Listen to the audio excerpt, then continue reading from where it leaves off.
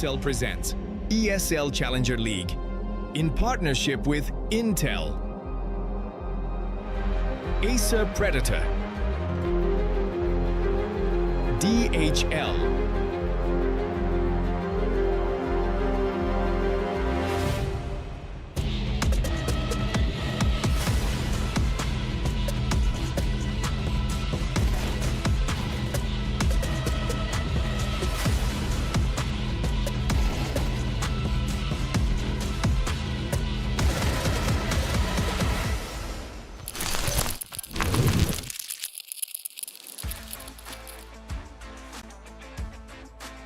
Welcome in, everybody. We are continuing on here with the third cup of ECL Season 51, of course. Looking forward to getting into a little bit more Counter-Strike this evening. It is myself, Scrib, and Neo to walk you through this one, of course, as you had a little foray yesterday. I was on with Laz. It was good fun. Yeah. A very quick game there. I did. But yeah, continuing on with the lower bracket here. No, you had a long one on Brutal, the bro. adventure to South America. Such a long game, man. It was so long. But it was funny working with Paladin. I don't get to do it very often, so it's I always kind of treasure the moments where we can. Sure. But it was funny day out yesterday in South America. It was a brutally long game. I think I finished at like 1:30 a.m. my time. But let's head back to what we've got here within EU Cup number 3. This is, of course, the prize pool. 12 grand for first place, $25,000 total. But the main thing they really play for is qualifying to the EU finals. A win there books you a spot to Pro League. That's the big thing that they are looking for. So that prize pool is just a nice little bit of pocket change. What is the big ticket, I guess, coming through? Yeah, no, absolutely. There really is a lot on the line, but you've got to be placing well in these cups. Of course, we had the Johnny Speeds game yesterday against Ents Academy. They're kind of looking like the front runner at the moment for me. Really super dominant. Grand finals on Thursday, so it feels like this cup has moved very, very fast. I think maybe a few forfeits in places have certainly sped it up, but ultimately, yeah, it looks like Johnny Speeds are towards the top end and perhaps going to take the thing. Quentry is a pretty decent team that they have to face off against, of course, so that could be a difficult one. They've been storming through the Tier 2 at the moment. Face Crack and the boys, if you've been around the Tier 2 for a while, you probably recognise that name, but some really good players, Slaxajaz on that team as well. So that could get interesting, but the lower bracket is what we are focusing on this evening here. Yeah, absolutely, and here it is as well. Don't have much left in this game. TNC, Esport, and Mana, and then of course Ents Academy, who did drop down. There's anything to like with that Ents Academy side? Of course, they're now technically the main roster. Was there any shining lights you saw? I mean, there was a lot of structure to the rounds. They had a good couple of set rounds, but once they ran out of those, it was 13-3, 13-3. So, wow. They did get a little clapped. I think it's going to be the individuals that are a bit missing, really. They don't quite have that X factor at this point, unfortunately. So, I feel like that's kind of what affected them. They have Timi, however you kind of saying that. Yes, another one. He's decent. Beyond that, there was a few players 0 and 8 and 1 and 9 and score lines like this that are just really not going to be great. But we'll keep an eye on Ents Academy. I think they definitely, when it all comes together, can play some pretty nice Counter-Strike. They just couldn't shoot back at Johnny Speeds yesterday. Yeah, that makes sense. Well, this is our game. We've got TNC and Mana. Not caught anything of this TNC side, but Mana I've caught quite a bit of. And, to be fair, we've both casted this Mana side a fair decent amount. They actually do play some decent CS. They got a couple of individuals who can be really scary. I think in particular is Bledard on that side, who's kind of one of the hero players. I think Kaylee as well can also really put up great numbers. When we were casting them, Abar too, but then it's also Senery, who is like a vet now of this scene, and for him, he has the real scope to be, kind of still a top-end level player and still a really decent, for Tier 2 that is, like a really decent level Tier 2 player, and this is where he's really in his comfort zone. So he can normally absolutely farm at this level, and there's a really good rifling core around him. It's a scary team. No, it is true. It is very, very true. I think there's a lot to these guys that could indeed be impressive. And, that Kosovan scene obviously grown from just heavy aggression and fraggers and, you know, really focusing on the mechanics and a lot of simple fundamentals, but I don't think that they spend a lot of time, traditionally at least, looking into the mind games and the set rounds and, sure, you know, all these really worked out, nuanced kind of, okay, we did this a couple rounds ago, now we've got another round to sort of fall into. You know, I think it could be a very, very interesting one here in that sense. And yeah, looking forward to getting into it. I believe we've got the head-to-head to just look over here a little bit as well. And should be, you know, some good individuals on either side, to say the least, like you're pointing out. Yeah, there we go. We got Mary and we got Bledon as well. I think Bledon was definitely one that I really wanted to highlight. He is, on his day, incredibly talented. I think he can really put up a hell of a lot in the server. When we've been casting this side a few times recently, he's been kind of that shining light. And Mary, for me, the main reason I wanted to highlight him, he's just kind of the only real player I know on this TNC side that I've actually casted. And Mary, for a while, was sitting kind of at the top of the tier 2 for a hot minute. He was looking pretty solid. You know, there's obviously all these variations of Polish rosters that are dotted around, and it feels like if you kind of came together, you could really build a bit of a Polish super team. But Mary in particular, for me, was always one that I thought, you know, can be really solid. And I'm looking to him as being a bit of a vet on this side as well. And we can take a look at that TNC roster through to see what they're going to be bringing to the table. But yeah, generally speaking, it is mainly Mary is kind of that player that I know of, and everybody else is a little bit more newer to me. Markosh, I've casted before. In the back of my mind, I remember being okay, but it's been a hot minute. Yeah, no, that is true. I don't know. I think TNC, their team, it feels like, you know, some of these names and the squad itself, the core itself, been around for a good while. But yeah, it's another case in the Polish scene of just sort of trying to get the right pieces in the right place. And I think that, you know, there's a few, they're a bit past even their like tier 2 prime in this team. But potentially with just like the ingrained sort of Polish scene that play a very simplistic sort of style. They've all played that style for a long time. So you can just slot into a team really nicely, really quickly. And once in a while it marries up and then you have like a good 6-month period. But they're a bit of a tier 2 space for me that I just don't know if it's going to work as well anymore. That it's like these teams come together in the Polish scene. They hit the ground running. They can climb up the rankings really, really quickly. Yep. They hit an obvious ceiling. And then there's another sort of reshuffle that goes on. And, you know, yeah, they're just not able to break through the problems that they've had for a good number of years now. Yeah, it seems to happen a lot, that actually, especially that kind of like, just as things are starting to click, the reshuffle comes through. It feels very, very akin to the region. But for my first time casting this out, I'm quite interested to see what they'll bring to the table. This their map pool as well.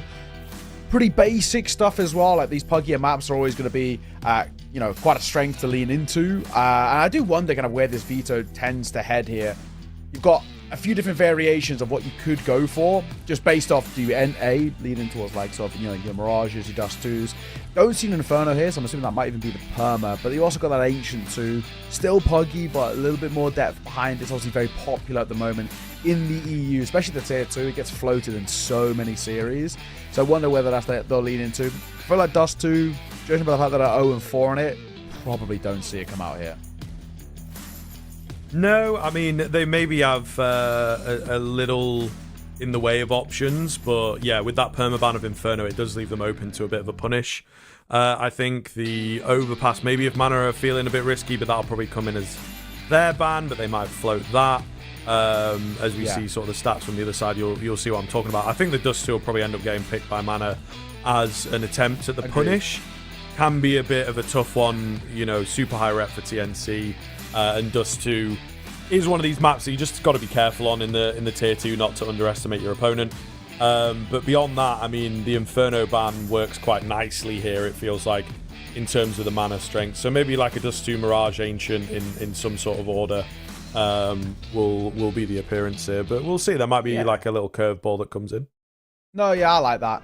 I feel like that gives you a decent level of kind of variation between kind of the slightly puggier maps, but also then a bit of depth. We're probably expecting that there's going to be a bit more depth over towards the mana side. I just feel like they've just got generally kind of more reps to fall back on, but I'll be interested to see kind of what the level is for this TNC roster. I feel like for me as well, you know, you can never underestimate this Polish side, or generally these Polish sides. Like, we've seen so many variations of them now go so deep, right? We're talking about like even like Pamita, Paloma. I don't think who we've even got now at the moment in terms of Polish sides that are kicking around. There's a few different, Khaleesi for ages, Venom as well. Like, it always seems like they prop up, and I feel like it's become a thing now. You just cannot underestimate them. Yeah, it is very true. I think they can be like difficult teams to deal with for sure. But we are getting into the veto here. Actually, a nuke ban coming out from Mana, so that's sort of curious. I think it's safe to say, and they do indeed float this overpass. You know, as it's a map that both teams are pretty uncomfortable on. Might be able to angle that, you know, in the decider phase, as it were, of the veto here. But yeah, Mana able to, at the very least, just get creative with the veto. It's maybe a bit risky, though, because you've got the Anubis and you've got the overpass now in this conversation. So the picks make sense. The picks are obvious, but decider-wise, I can see this going to Anubis, and that might not be ideal for Mana. Yeah, especially, you know, we were kind of talking about it, we sort of assumed it would be banned out. This world of second wave, it kind of gets pulled out, but either way. What do you get? The Dustu, Ancient. Yeah, there you go. Anubis has that decider, so feels like a bit of a risk. How are you feeling? Do you think this goes all three? I'm not sure, honestly. I think the Mana squad here could be like really quite scary. I haven't seen them in action yet, but and nor some of these players, you know, they're a little bit unknown, some of them to me. But I think, yeah, they could certainly just wrap this up with those two very puggy maps in the pool like that. Kind of interesting as well. TNC, I have to mention, don't feel confident leaning into the Mirage, which feels pretty wild for me. You know, super high reps and a decent win rate. It does feel kind of wild that, I guess, yeah, the Anubis feels punishable. I also think as well, it's like, do you want to play Mirage against like a Kosovan side? You know what I mean? Like, this is their bread and butter. Like, Dustu and a Mirage against them. Yeah, sure. Exactly. Like, puggy maps, like, this is absolutely where they do their best work. So, yeah, I think inherently that's where I feel like you're unfortunately at a bit of a spot where you're at a loss. It's like picky poison type thing. Either way, once this game gets underway, I'll be very interested to see kind of what the level is for TNC. I don't really have too much in terms of expectations for them. I know that's a bad thing by any means. Like, they could come in and shock me, but Mana, I've casted enough of them. I must have cast them probably 3 to 4 times in the last couple of weeks. And I've seen enough to know that there's actually some really decent talent on the server for the side. Like, I think they're a little bit raw. Like, it is just very inherently quite puggy, but I think that just kind of suits them, if anything. Yeah, valid. Certainly valid. I think it definitely will. And like I say, they, as a scene, the way that they were built, the way that they came up, I think a lot of, you know, we've been out there, a lot of the players like just kind of build up in the pugging scene, and there's maybe not as many like official tournaments going on for them at a certain time and that they can get involved in, but they're able to like set up their own little LANs and things like this. And I think you have to be able to slot in and play with a lot of different people, which just promotes like a very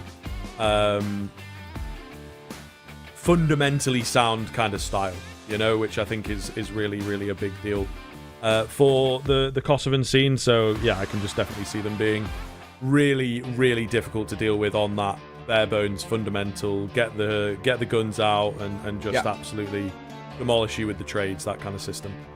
That's it. Hopefully should be getting underway in towards this game in just a moment. I'm hearing that the teams are readying up. Yeah, so I confirm this one should be good to go in just a moment. So, of course, as we're in these latter stages, this is once again in that lower bracket. No more room for error off the back of a loss here. So slightly do or die for what is very important for these sides. Not only the prize money, which, to be fair, at this sort of like tiered kind of 3-ish level, like the prize money itself actually goes a hell of a long way for getting you up the ranks a little bit. Like, I think you'd absolutely take that, to be honest, like 12 grand as a side like this. Definitely goes a decent way, but it's obviously, like we said, it's more about kind of qualifying, making your way in towards the cup and having the chance to Pro League. Yes, absolutely. Absolutely. I think, that is definitely what you're going to be after. We've got teams like the Johnny Speeds in the upper bracket side of things. I think they came like 6th in the first cup. Yeah. So it can be a bit cutthroat that it's like you've got to get in there and, win the thing, which feels a little bit difficult at times. There's only that one spot available per cup. So, yeah, there's a lot on the line. And there's so many teams, to get through. But I think that's quite nice that it creates a lot of Counter-Strike, of course, and, keeps all these teams playing. I'm sure we end up touching on this quite a lot across the course of the season, but there's been times where the format in ECL has been difficult from a team perspective, to keep up. And when you're playing so many games in the Tier 2, it can be quite a lot. And then you play like a week in your group and you're just out. You know what I mean? So it's really quite nice to have so many games and so many opportunities. Still can be a bit savage with the lower bracket, but at least you've got another cup coming up in a few weeks that you can get involved in. Yeah, and I'll say as well, actually, like for this cup, like it's actually one in which feels very doable for teams like either your Man or your TNCs. Like they are actually two of the highest rated teams at this entire event, where for the previous cups we've had some really quite scary teams, but it's an incredibly busy schedule at the moment. So a lot of teams didn't sign up for Cup 3, which I feel like for maybe the final Cup of the year, that one might get stacked again because it'll be in a slightly less busy period. But we are live finally. We can get this show on the road. T-side start for Mana here. Ooh, Adrian, looking for that first. We'll go a little back and forth, but nothing too massive. That's a big old block of the smoke that comes in, though. Gonna leave a huge gap here, and there's 3 players out towards long just helping him out, looking to also get involved. This really puts a crimp in the plans, especially that kill coming round, of course, for Mana. Not the best of starts into this round, actually, and it's just going to throw your whole flow off. The tempo of the round feels completely off right now. Adrian joining up on the B-bomb site. Wyvro on the Julies gets it done, and wow, they get absolutely flattened. So that is a really, really keen opening round from the Polish side. Really nice way to start it off as well. Wyvro is statistically the highest rated player on towards this TNC side. Can't say I've ever cast them though, so I really wasn't too sure kind of like what to expect. That's a good sign for me. Looking confident, looking sharp. Good signs, and well, potentially might be a sign of things to come. Him individually, and also maybe for the side as a whole. Model cross, they kind of get away with that a little bit. Could have been definitely very scary with that at range, but contingency off the back of that. Make sure a round like this is seemingly pretty simple. That's all you're really asking for. Make sure it's inexpensive. Yeah, defo.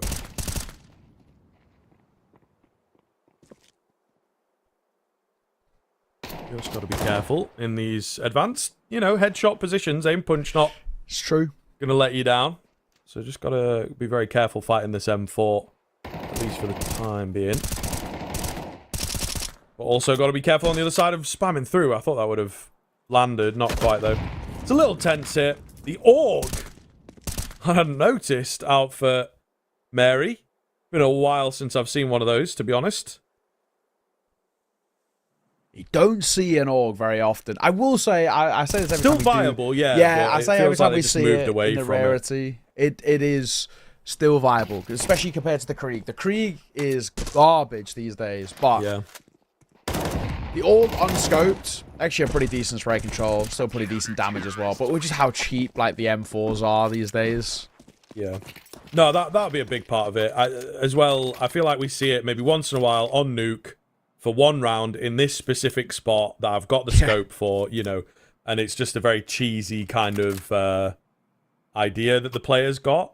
And it may be nets a kill, yeah, where usually they're peeking into like an M4 and you feel like you've got time to react or something like that, but the AUG is a bit harder to beat in that sense with your first bullet accuracy at range. But I don't know. It doesn't really make a common appearance. Maybe there is a reason. Maybe it is, yeah. It can be very simple for players. It's just too expensive. Haley. Got the nade. Wyvro. It looked like he was going to stick around there. He chooses to dip away. Probably a smart move as those two players making their way through lower. But with a decent start for TNC, this first gun round's important. You've already lost Senery as well, which obviously not going to help. Slightly dicey predicament now. If you lose this round too, TNC can start in the early portion of this game really running away with things. Ramal's here, flash over. Nami tries to just preempt on the pop, but won't work. Markosh for 2 though is decent work before he's shredded by Bledar. We're back into a 2 versus 2. Wyvro somewhat close to the action here. Just got to be careful. Doesn't overstep. He's really keen to take a fight here, I think, now. And yeah, there is a chance he gets caught off. However, Serber doesn't really seem bothered getting involved here. He's posted up on short. A lovely angle, but that's the AUG. Potentially unscoped, you would have thought, at close range. So, yeah, singing the praises of it. He's straight onto the AK. Now it is Bledard, who we point out the one to watch for sure on this team, but he's 8 HP here. There's surely not a chance. See, Molly will avoid him. Oh, he needed some crispy shots there. He kind of needed both of them to line up if he wanted any sort of chance, but will not be the case. And another round put on the board. It started well, certainly the first to fall in towards this one, and they struggled a little bit, but they just made sure to keep the numbers advantage. So, brilliant predicament. Again, 3-0 out the gates on your opponent's map pick. Like, there's really nothing to complain about at the moment for TNC. And a nice retake as well to add into the repertoire of what has been a pretty solid start in towards Dust 2. I feel like, obviously, Bonbon can generally give you some money to work with a buy, not a full one, which is what we get. I feel like before your next gun round, though, so essentially before round 5, I really wouldn't mind a pause from Mana. Just have a little conversation. It's not been the greatest of starts. No, that is true. And I think they need this to go well. Honestly, the dust feels like a punish. This is where we often, you know, get the microscope out, as it were. I mean, it is pretty bad recently for TNC. Yeah. In all honesty, I have had a few games where it's like, okay, yeah, the stats are a bit low, but they've been getting very close recently, or they've actually had the wins more recently, and it was bad at the start of the year or whatever. But in this one, it does feel like the Dust 2 is a clear outlier. Orp is flashed. Stays alive. Oh, man. And tags landing. That was a lovely little shot from Markosh. Doesn't quite come off for him. The second time of asking. A lot better. And yes, they're going to concede the bomb plant here, but it is to a lot of damage and solid advantage that should be able to see over the line, I would have thought. The Tech 9 got me worried, but looks good from here. Server, the only one left. Can't get it done. It will be a nigh-on flawless 4th. Yeah, can't complain with that. Only the one casualty.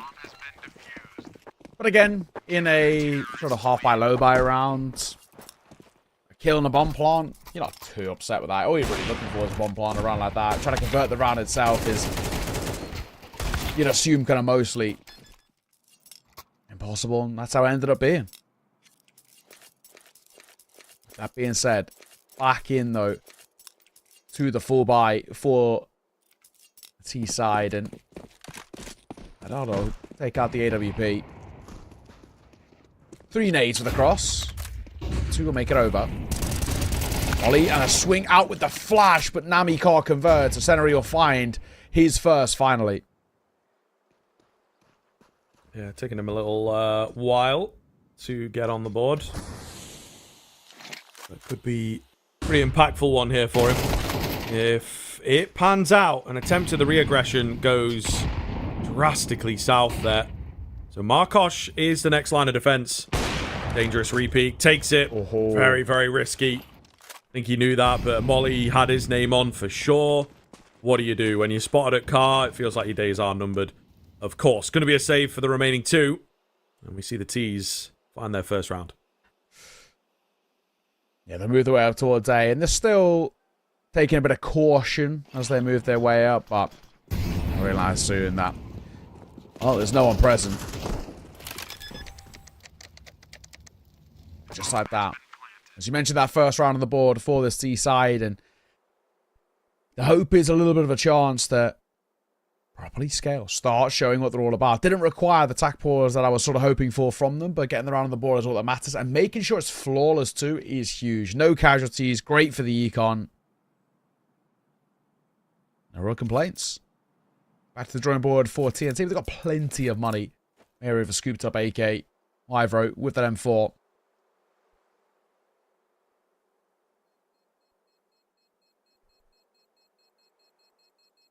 They can buy around it. No issues. Terrorists win.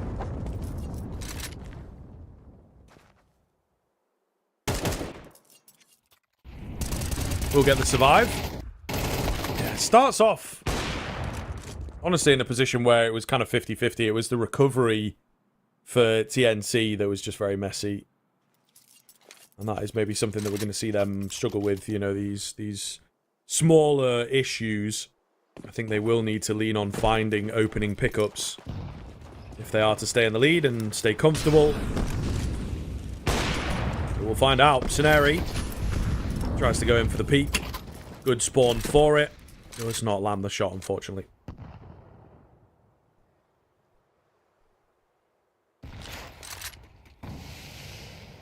Mary.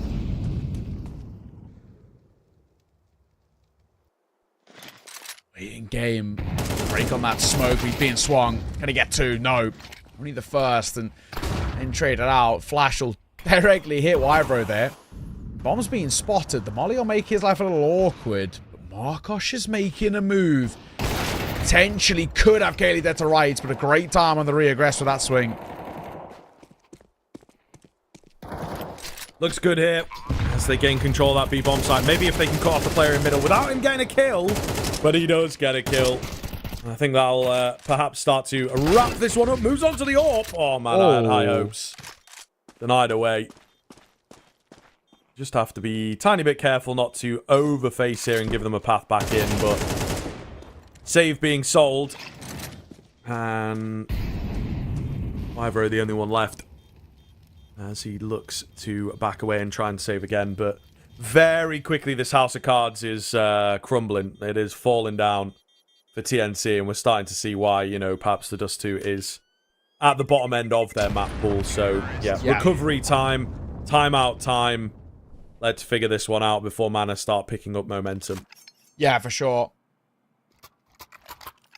Exactly that. Like, once the guns have come into play and it's kind of consistent finances to fall back on, it's looking pretty one-sided at the moment. It's not exactly looking too scary, which is always a bit of an issue for us, right? You know, we're going to fall back on a lot of these situations, talking about, like, what's the depth of calling in a map like this, or how reliant are you on just individuals? And we know there's going to be decent depth here for Mana. I've caught them on this map, and they've looked pretty solid. TNC, don't have much information on, and the start was nice. The pistol, the 4 spies, making sure they came over, but these last couple of gun rounds have been pretty easy. Yeah, I'd say so. 100% feels that way. So, I think they just really have to watch that this doesn't get out of hand. But it certainly could, to be honest with you. I think, you know, the Kosovan sides in particular of old really do well with momentum, really do well with just, like, the confidence and the passion and, you know, the good vibes. Maybe the birth of the term vibes Counter-Strike from these guys, of course, and teams like them. So, yeah, really got to watch out if you are TNC. And they do seem to have an idea here, you know, try and mix things up.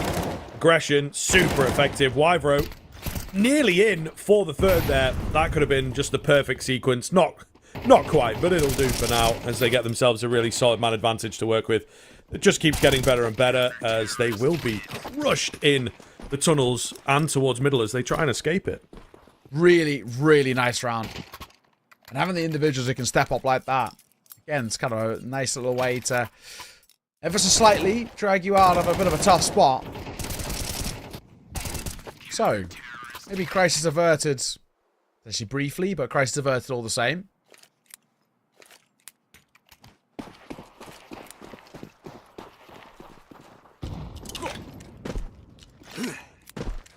5-2. Back into the bye, but a loss here. You start running out of cash a little bit. No, that is true. That is true. Both teams feel quite brittle in their positions. It's a pummel towards B, though. It worked very well the last time they tried it. They've done it again here. Mart's going to open up with 2. And with that kill, it's absolutely over. So, pace picking up from both sides. Aggression in the previous and a burst in this one. Really, really quite violent stuff. And it seems to be working quite nicely as it will now swing back towards Mana. Still, these rounds that can keep the defenses up. Hope you retain that lead, but it's just not feeling like enough at the minute. Yeah, agreed. Agreed.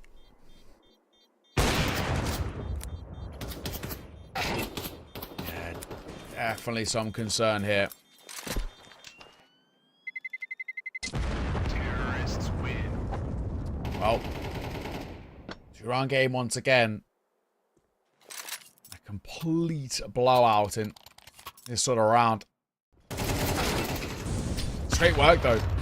Not really too much I can complain about off the back of what is this back and forth that's now starting to progress. I mean, it's still a really difficult game to predict. Map pick of Mana, but the worry that we had is that TNC would fall flat in the gun rounds, and it felt like once the money was back in play, that was the case. Once Mana had kind of a couple of buys to work with, but they're actually starting to chain a bit of decent CS back in their favor, and I mean, Adrian will do exactly that. I swing from him in towards long. He's fighting up against that AWP. It's not an easy fight to take, and it's one in which he wins beautifully. Amar out towards middle. He's got some support coming his way as well, so they're looking to capitalize on this little position that they found. Over with the spot. Reverse defense here. Already a little dodgy. A little dodgy. Wyvern will get one, but that's all he's going to be able to get. So it looked like a unbeatable kind of position. I mean, the HP bars are so low here that you feel it should still go for the CT side, but easier said than done. Cracking into B. I'll tell you that much. A little dodgy fight there as Nami forced away, takes the fight again. But not as easy this time around. So as the bomb gets ticked down, start to feel more and more confident for Mana. Just one well-placed shot feels like it could make all the difference for them, honestly. Yeah. Kaylee hidden away. Molly comes in. There's not a lot of time on this bomb now. Oh, and there it is. There it is. So uncomfortable from TNC. They will be punished. I think it's probably even worth making the argument of saying kind of deservedly punished. It's so lackluster as they're making their way through. Fantastic work, and what a post one as well. It's such a difficult site, generally speaking, to kind of try and get your way back into, but they make it too easy. Way too easy.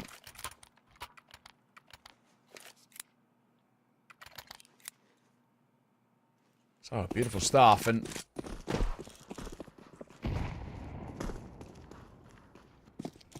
in this current spot, a one-round game, a leg shot on towards Amar. He is very fortunate.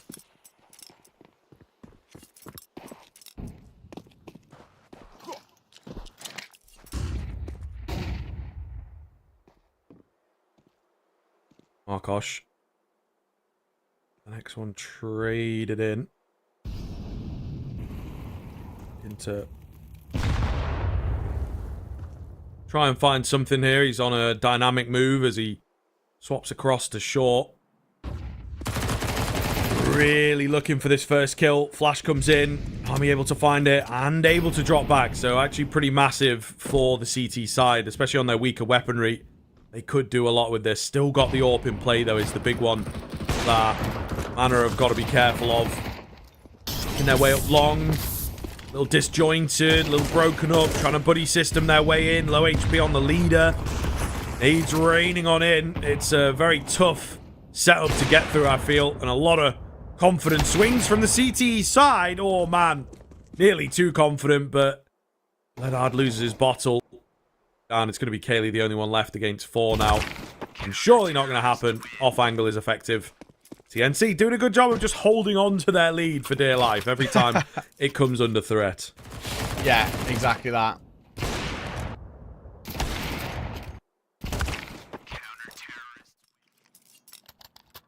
So definitely a bit of a question mark about this game.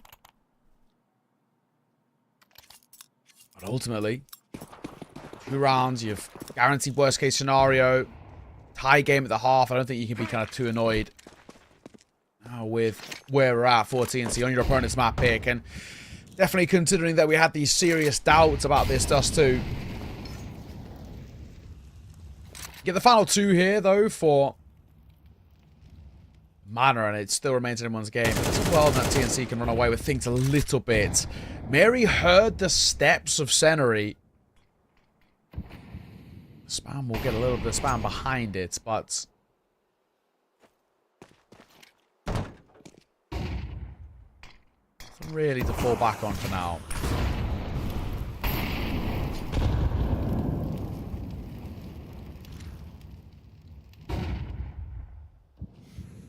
Decent position again, though. They leave a lot of gaps towards mid, it seems. Trying to mix that up slightly. Oh, I'm not a big fan of this. Smoke comes in. They will try and crunch it. I really thought that could have been dangerous. It still could. Contact flash. 4 Kaylee is close, you know, but it's not quite able to find the line up. It's the AWP that goes down. Very unexpected kill coming in there for Cerber. They're just not quite together enough to burst off the back of it. He's trying to take matters into his own hands here, though, now. This is a big, big round from him. They still need to cross. On Bloodod just will. And he repeaks. Felt. Made the argument of saying unnecessary there, but. Through a back box. Cerber for a second as well. Uh-oh. All crumbling. He's low as well, but he's on for all 5. And he's going to walk away with the ace. That is a crazy post-spawn coming through. Absolute credit.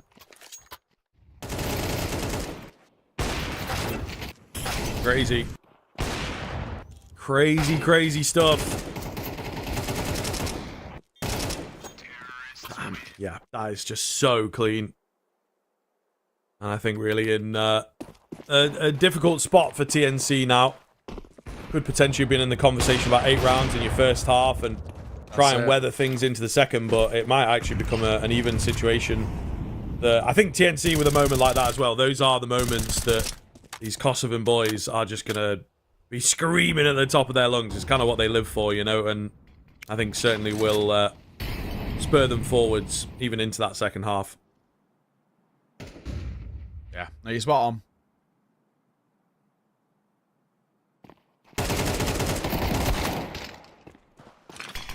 Cerber again for 2 before he falls. Really feels like he is loving life at times.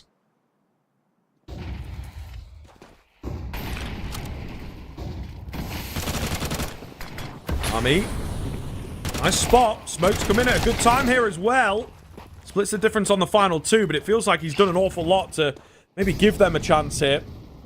There is a thought, there is a feeling of smoke aggression, but Amar doesn't quite know which way to look. He just appears in good enough time, easy enough to react and take down. 6-6.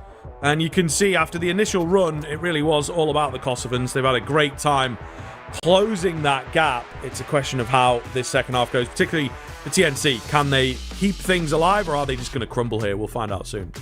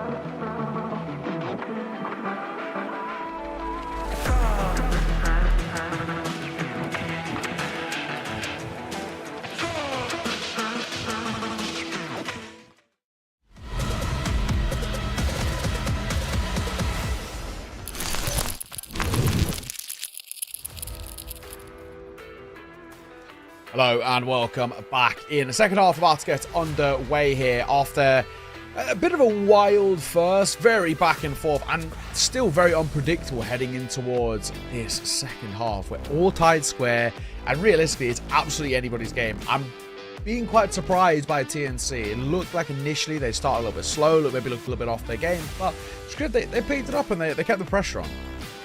No, it is true. It is very true. And I think, you know, believing in the process, right, and really just playing to their strengths, a few individual moments that really boosted them. But yeah, I think it certainly could be a difficult ride now for TNC moving into this T side, if you ask me. I think there's a fair potential that this starts to become very one-sided. I don't know. Individually, you know, I think Mana maybe just the better side. We had a couple strugglers. I want to say that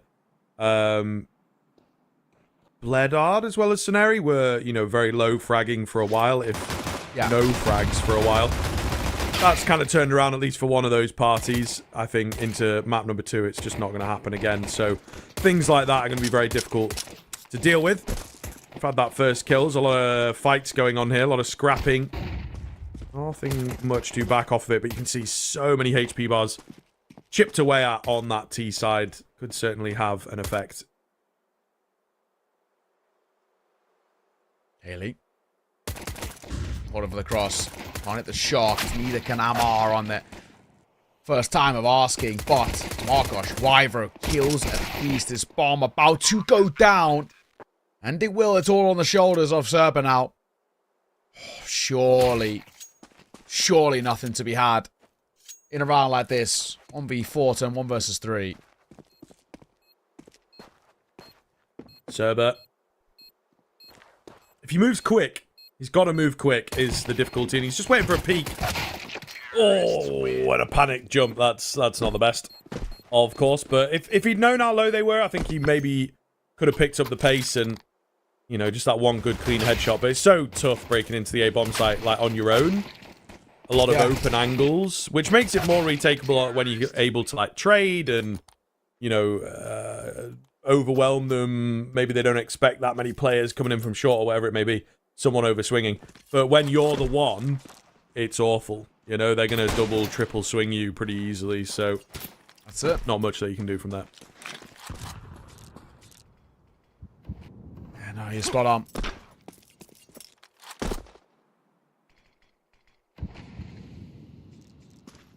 Well,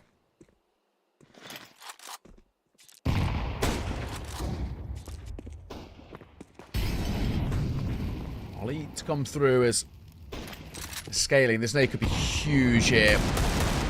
Does a good amount of damage, to be fair.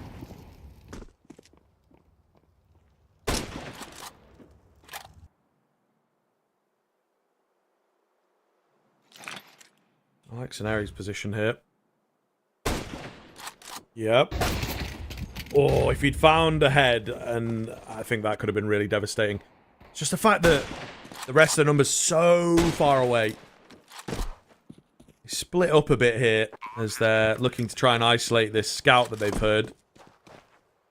But unfortunately, the fight's just not going to come to them, not going to be favourable enough.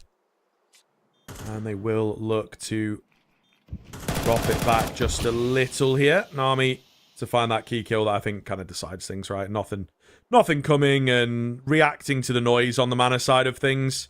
There is a world in which I think they could have potentially charged into B together and actually had more numbers for a couple moments, but it just doesn't work out that way.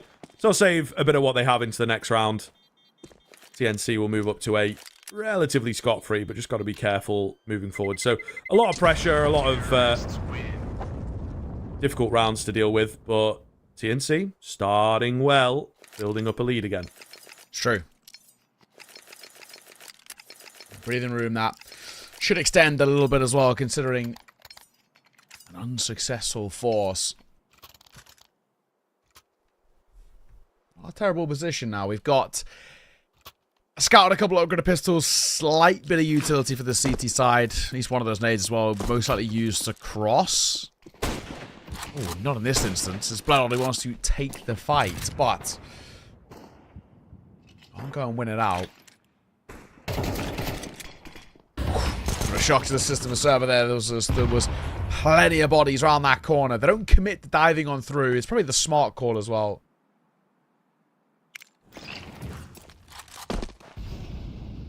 Yeah, certainly. I don't know. This TNCT side, I think, is going to be a bit disjointed, a bit messy.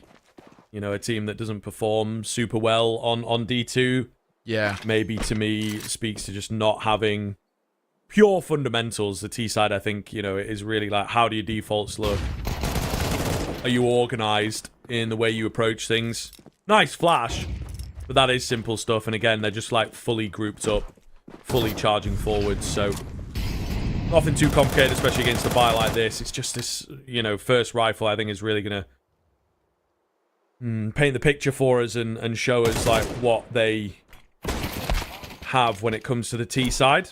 But going well, a lot of structure here, and those trades, as we know from the Polish teams, yeah, just a lot of trust in one another, and looking clean. Exactly that. Last man of Serba. He's made his way up short. He's actually slightly dodged. Deep short player of Mary, but it won't make a difference. Agent sees it off. 9-6. With 9 on that T side. As you come back in towards the buy here. For Mana, there is quite a bit of pressure on it. You lose this, and you've essentially got one more gun round to work with. Before potentially TNC take this map. That's how quickly things can fall apart.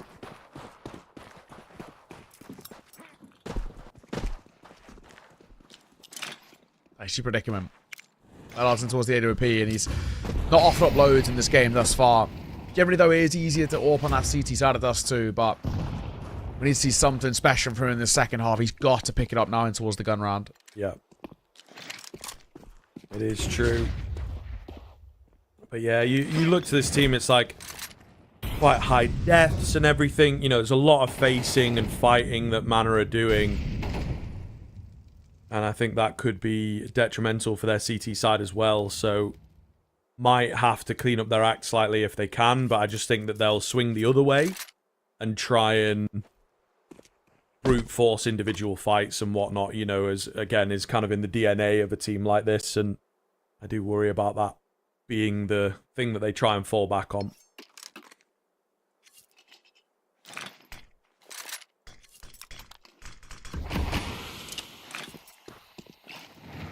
To come through to get some space in towards short. The spam from center, he's excellent though. And there's Asian. They don't have to commit to this, and by the way they're set up, they're very much not going to be committing to this. Everyone's doubling back, and as it goes quiet, Sennery knows this is a possibility.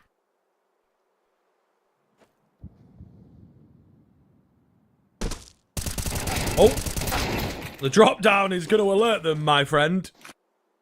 And he will get absolutely punished for that, rightfully so. It's a bit of a lazy move. I think he definitely knew he was going to fall down. But, yeah, just not quite heading the game for a moment like that. Bledard as well going to be heard. So, you know, there's some sloppiness. Ooh. But they've left it a bit too late now. I didn't quite realise. There's absolutely no time to get anything going.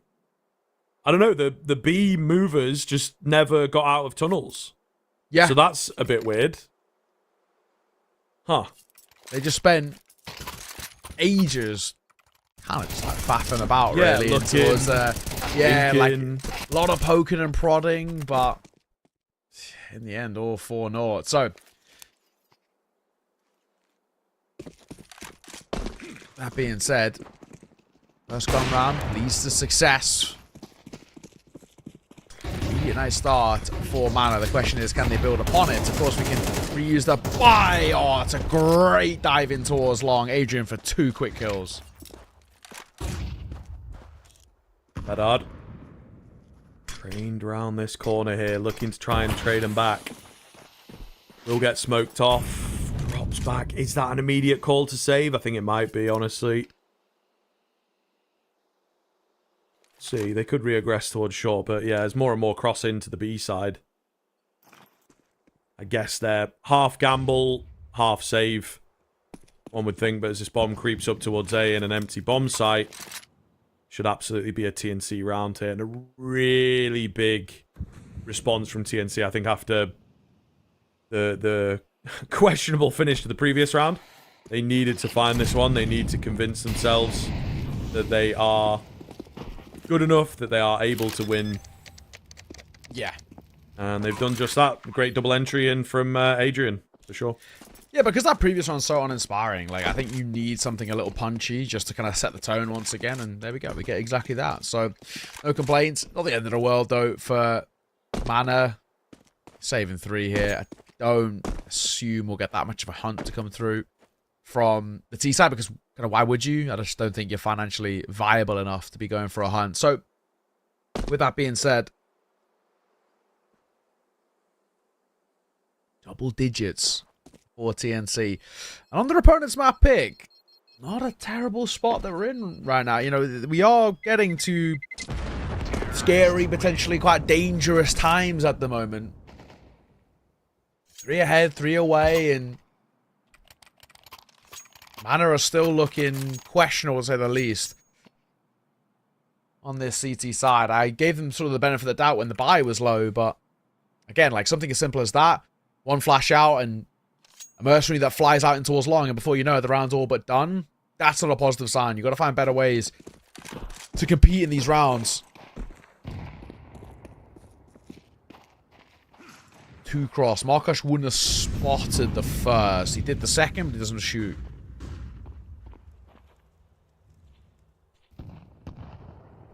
Smoke out pretty deep here into the doors. Okay, I thought it was maybe going further, but actually they've used it in a clever little way that the players are going to move through that smoke.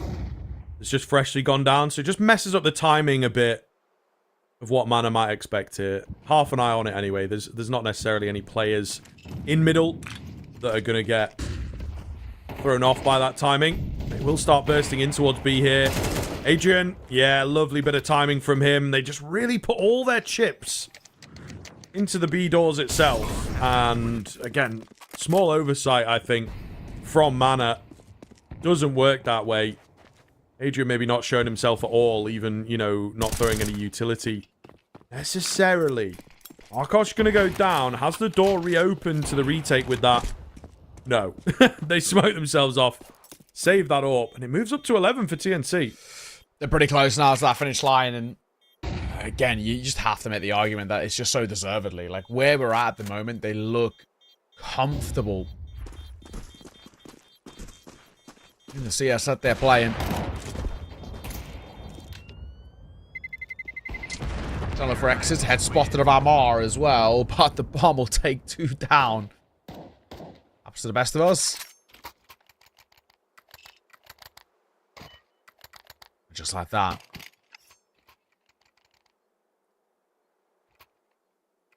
7-11. You can buy back in, which is a positive, of course. But this is a side that are looking really lackluster at the moment for Mana. They're not offering up enough at all. We didn't know what to expect out of TNC, but I will say for the most part, I've been pleasantly surprised there. There's been a couple of moments, sure, which we can question, but generally speaking, pretty great stuff. But a nice way to open things up for Bedard, and very needed. Yeah, absolutely. Lovely nade as well. Just to soften things up. It's returned nicely. But of course, that man advantage is the big thing here. It's TNC. First time in a while we've seen them struggle at the start of a round. They've done very well at finding Opening pickups. Could be a great flash here. It, unfortunately, doesn't quite meet the mark. Either that or they were expecting it. Heard the footsteps a bit early. Potentially turned away. So they try and recreate a kill. It does not happen for them. They make the situation worse, in fact. And now Mana in prime position to be picking up an 8th. Yeah, should be the case.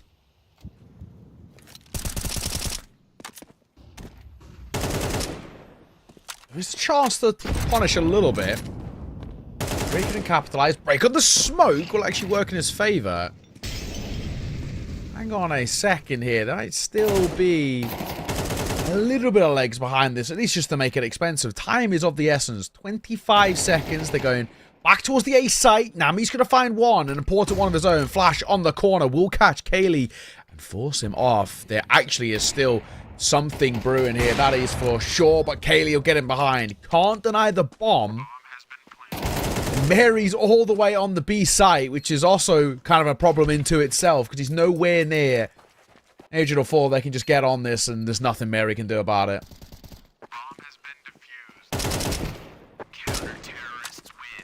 Yeah, that's a tough one. That is a tough one. I feel like they work it back quite nicely there, actually, considering how things start off. Even the bomb plant feels good. Yeah. To be honest with you. Yeah, Flash was just nowhere near, I think, unfortunately. I did notice, I think maybe as he was throwing it, he sort of walked into the wall, and that, like, you know, pushes your model and all that kind of stuff. I was like, is that part of the flash? I'm not sure. I thought not. And indeed, it does make a difference. Yeah, it's little things here. Works out.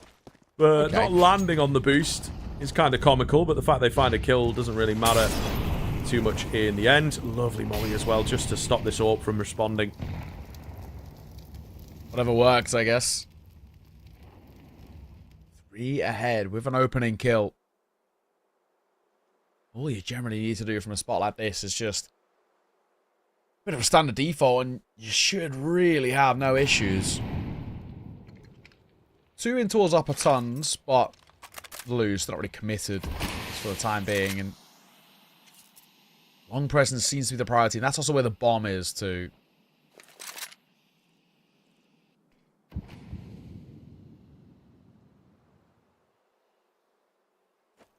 Just gonna turtle up a little bit on this T side now, and yeah, they're waiting for a reaction. Early kill. Yeah, not much of one. I mean, the setup at long, obviously putting a lot of resources into that, but dropping away from it as they hear more noises at short now. 35 seconds. I mean, TNC kind of doing it again. Yeah, and this clock wind down quite a bit, and really making things more stressful than they need to be. Yeah, they really don't mind putting pressure on themselves.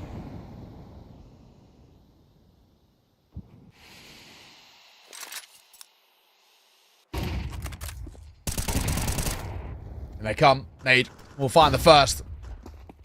They might overlook some, but they don't. They know there's another backside, because it was Senary's nade that found the kill. That is a lovely execute and pop in towards that B side, actually. Fair play.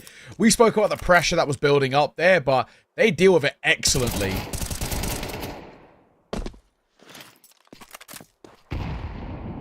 Yeah, really well done. And just hitting all their shots, man. Individually looking very, very sharp. Yeah. I think is the unexpected thing for me. I really thought the Kosovans would be able to match, if not better them in that sense, given just, you know, sort of what we know. But there's a few of them that are really struggling here. Bledarder's that big name, that statistical outlier in a good way. It's kind of the statistical outlier in a bad way here. So, yeah, really just not gotten going, particularly in this second half, again, where I expected things to be really tough for the Poles. And it just isn't the case. So, Mana missing the mark. Now fighting for their survival. 4 rounds. Not massive, but given what we've seen in this second half in particular, that does feel like quite a lot. Yeah, it does. It really does. Because what we've seen in the second half has been ultimately not a lot.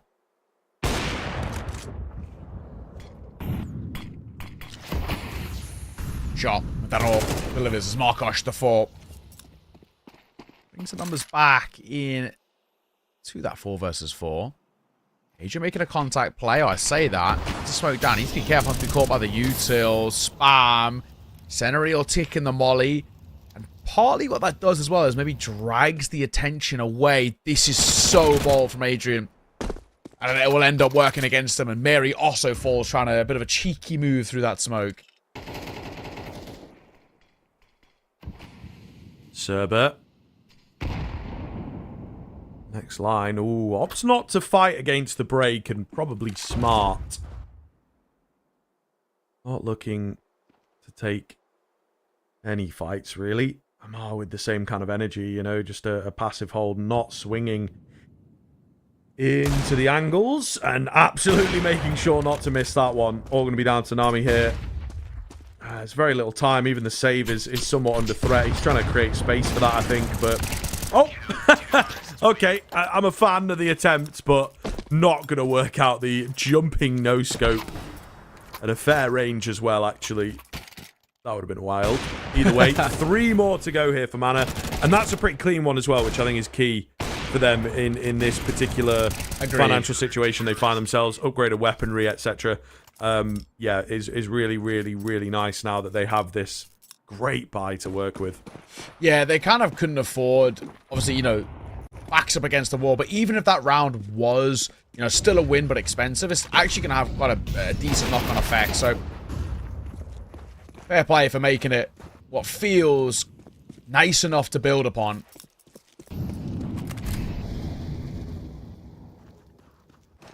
Ultra 9, though. With that opener, again, it's bled hard falling. It's been kind of a consistent factor and a move by Amar, which will cost him his life. Now stuck here, Seneri, between 2 different fights. You obviously got the long fight, which he's a known quantity about, and he's being wrapped. And to make matters worse as well, teammates are dropping like flies all over the spot. Down he goes, and the last man of Serba should be dead to rights. He is. With only the 1 casualty, a 13-9 to close for TNC. And they make kind of light work of their opponent's map pick. Yeah, no, it is true, man. And they do a really good job of, like, shutting things down a lot on that T side. Very silly round in the 4th round of that T side to give away with the time running out and everything.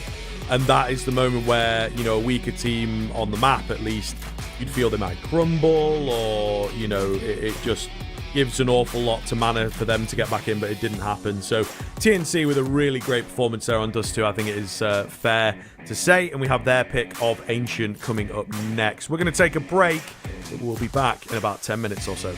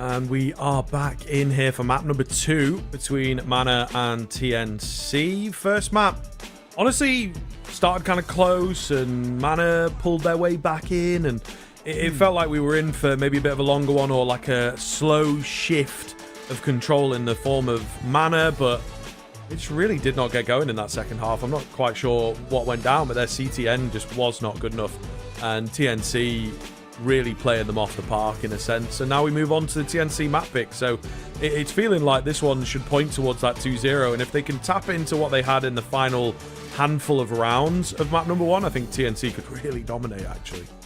I think you're absolutely spot on. I just feel like it was considerably weaker from Mana than we initially expected. Like, we were talking about this a little bit kind of like prior to the game and whatnot, that kind of like coming in towards this game, we just assumed that Mana are going to be just like individually sharper. Like, they're going to have the raw mechanics to bail them out of kind of like poor decisions and poor play and whatnot. But like, we just didn't get any of that. Like, they weren't looking sharp. Some of their key players as well, I think in particular, of course, Bledard, just completely missing. And it ended up being a really interesting game. So, with where we're at, now looking at this Mana side, they have to bring out something quite special in towards this map. And as we can see from the stats there in Ancient, it's not exactly the best map of the pool for them. 9 wins, but 10 losses. So it's definitely one that they've had their struggles with. And with the current form being, honestly, pretty decent for TNC, I'm a little bit worried.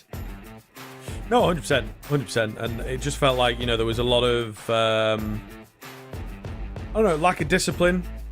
Yeah. It's something to really harp on for the odd tier 2 team, and particularly again from a region like Kosovo, and the way that sometimes they play, but just a few like overfaces and not as much support in the peaks as you would want, both from utility and from like other bodies and things, especially on that CT side. And maybe sometimes they can get away with that and rely on the individuals, but on that map, the individuals just really did not show up. So the style that they lean on leaves some gaps for sure, and the strengths of that style just weren't utilized in map number 1. So now moving on to the Ancient, I mean, look, it honestly, I might even argue, it's far more puggy than Dust 2, it feels. You can really just force fights on this map and rush straight out and whatnot. So I can see them doing that, but indeed, as we sort of have it jumped up here, if TNC are putting in numbers like they were on map 1, that might also be tough to do. So yeah, I don't know, man. I just don't feel good about the Mana style, and it seems TNC very, very ready for them. Yeah, I think you're absolutely right as well. So we'll have to see. It looks like we'll be hopefully getting underway in towards this game in just a second. We're waiting on the players to ready up and all the rest. But I'm really looking forward to kind of seeing if TNC can just continue this sort of form that we're currently in, which is, for them, a real showing of kind of a bit of class, to be honest. That they looked very decent in terms of map control. I thought their, spacing and trading was pretty excellent, something that I think actually Mana really struggled with, and fundamentally felt like the sharper team as a whole. So I'd be really interested to kind of see now how things pan out heading in towards this game for me, just with Mana maybe being in a bit of a mental kind of, tough spot.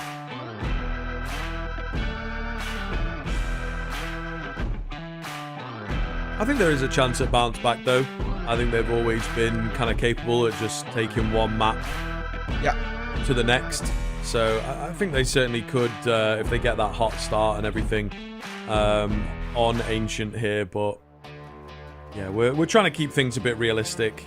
I just do remember the great times that BNE and everyone were able to have. So I don't know, is the association with that a little bit too strong? Maybe are they trying to like carve out a path as their own team, maybe, and perhaps that makes things a little bit difficult for them moving forward here now. Yeah, exactly that. But there we go, we're ready to get underway here in this game. Look forward to kind of seeing how this one pans out. City start will be for Mana, of course, being that it is TNC's map pick. But we don't really know what to expect, to be perfectly frank. Off the back of what was ultimately a really lackluster display compared to kind of maybe what we initially assumed coming in towards this one. But We can get the show on the road in just a second. We've got a little bit of a tech pause to start. Unfortunate. Don't really have too much information or control over this one. It just is what it is.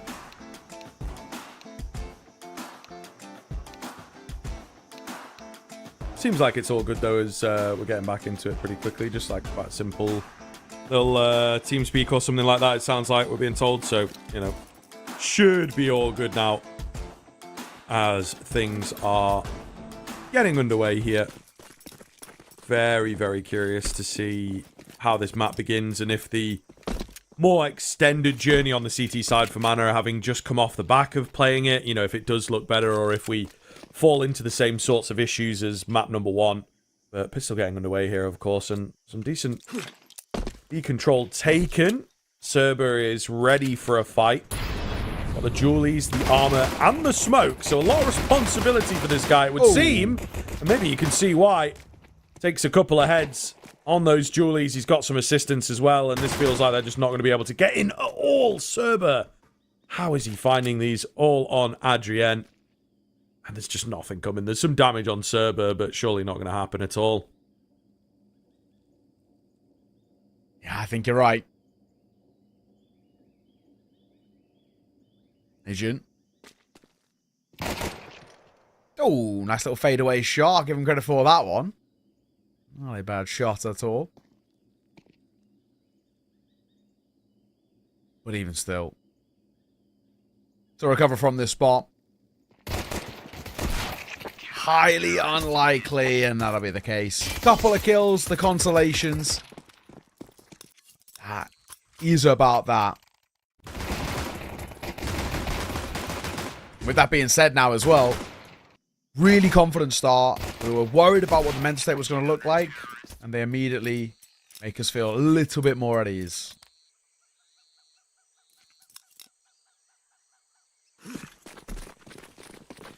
Yeah, absolutely. I don't know, though. Still going to wait a little while before truly leaning into things. But I think at the very least they're able to, you know, look into this second map and be like, right, let's get started well. Let's bag a pistol. And indeed, they do that by being confident and whatnot. So they're obviously still in a position where they believe that they can take this map. Yeah. And not trying to play too safe or play not to lose, which can kind of happen, I think, as teams second guess themselves after losing their own map pick. Not the case here. That's for sure. All-time nade here could be huge. Actually might come a little bit late, but the rifles do very well. Last man of Nami. Can't get anything in a round like that. Again, I guess, you know, you're looking to get a bomb plant out of this. That'd be nice, but anything else? Unlikely. And nothing to come forward from it. So, 2-0 start, but that was a low bite. Now we get the full buy back in for TNC. We saw on that previous map how important and how strong they were at chaining rounds together. See what they've got for us now.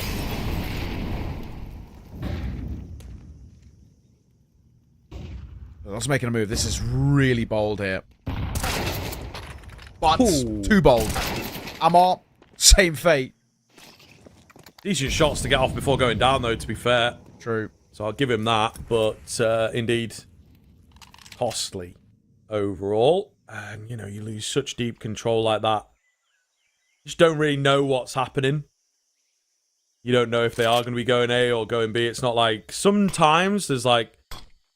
From what we can see, it might not feel it for the players. But, you know, if you lose a fight or you go 1-for-1 where you maybe could have had a bit more, or 2-for-1 like that, you can trade information and you can actually use that in your favor. It's very instinctual for players, but we can kind of see that it's like, okay, those kills actually happen in a really good spot to gather info. It's just not the case with like the deep A main pushers like that. Not a massive fan of those on the CT side in general, just because it feels like there is a lot of risk reward. There's some re-aggression here, though. Only half a look. And Mana, I appreciate the confidence. I appreciate that trying to get back into the round type mentality, but they've been fully timed out here. Might work in their benefit. They're so missing. But no, smoke comes in, and the T-side very aware of the fact that they just have, like, no cave control, and it was perhaps a bit too easy to walk in to be that. True. Agent. He was holding for the flank. He'll lose his life as he looked away from the angle for a brief second, looks back, and that being said, nearly a late dive for him. The Farmaster as well. Hang on a second. It's all on the shoulders of Wyvro. They have time. They're going to steal this away. I really thought for a while they were just going to be saving in towards that, but they give it a very late look in towards the defuse. And Serba walks away with the round. 4 mana. That is a huge third.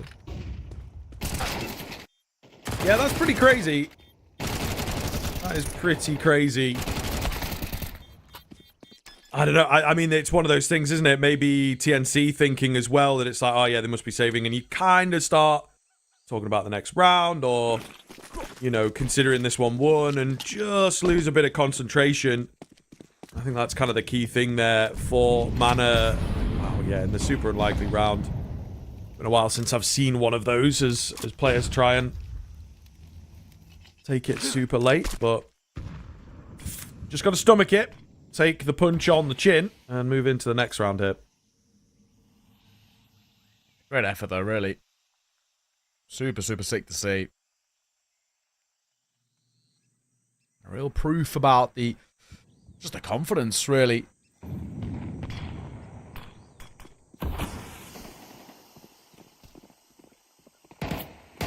steps heard. Trying to fight on the edge of the smoke. Kaylee at the M4 does well for 1. The AWP can't quite trade. Needs to be careful here. Will get a second. In that initial fight, it's a 2 versus 2, but Bomb can go down to A, and there's nothing really the seed side can do to deny, and this time might actually call for the save. Might is the operative word. They still might also be tempted to give this a little late look, as they just did in the prior round, but it's just the problem about it being expensive. That's kind of a nice find. Yeah, like you say, half a foot in, half a foot out. Maybe the success of the previous round kind of has them like, we could do that again. Yeah. And you know what? Serba's pretty close. Yeah, pretty close to giving it the same sort of idea. But there's not enough time. Maybe if he had his teammate. To be fair, Mari is really making doubly sure. He's like, is he on it? I'm not sure. Did we miss the diffuse sound? You know, really making sure there was absolutely no chance. Gives his life for it. So it is a little funny once they get in your head with a crazy moment like that. Able to attempt it again, and I don't think it'll be the last time we see them going for some cheeky moves. True.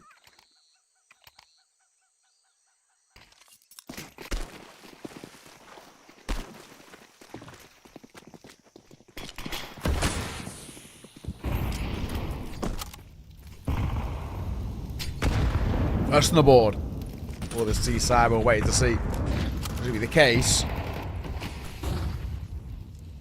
Re-smoking towards elbow.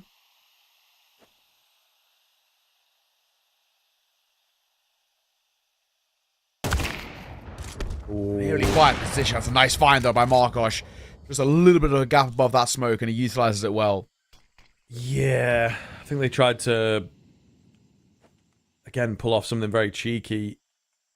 Loving a good boost here in this round, it would seem. And just nothing coming off. Haley has a look, but again, not spotting anything. So, man advantage, slim. So for TNC, winding that clock down, squeezing out the round, squeezing out bits of control is going to be pretty effective. I think that's a failed smoke. Yeah. So, might have an effect. But they've opted to bolster up B, which looks like it might be the correct bomb site. Yeah. Just depends on these numbers, right? The big thing when you lose a player early is, like, mid becomes so vulnerable, the flank becomes so likely, but it's like on what timing, who's going for it, who's there, you know, are they actually flanking, and all that comes into question. So we'll see what the main defense looks like. Oh, there was a chance at a double there, but it will still work out well for the TC side. Amar's turning when he should be getting punished going through from ramp. I was waiting to see when Markosh was going to fight. Maybe a little bit late here. 1 versus 1, and oh my god, he's done very well. I thought he was going to play for the standard tap and play the post plant, but no. Beautifully worked. And a second on the board. Very expensive for the T side, but you take a round like that, absolutely. What a recovery. And the initial execute looked pretty janky, to be honest.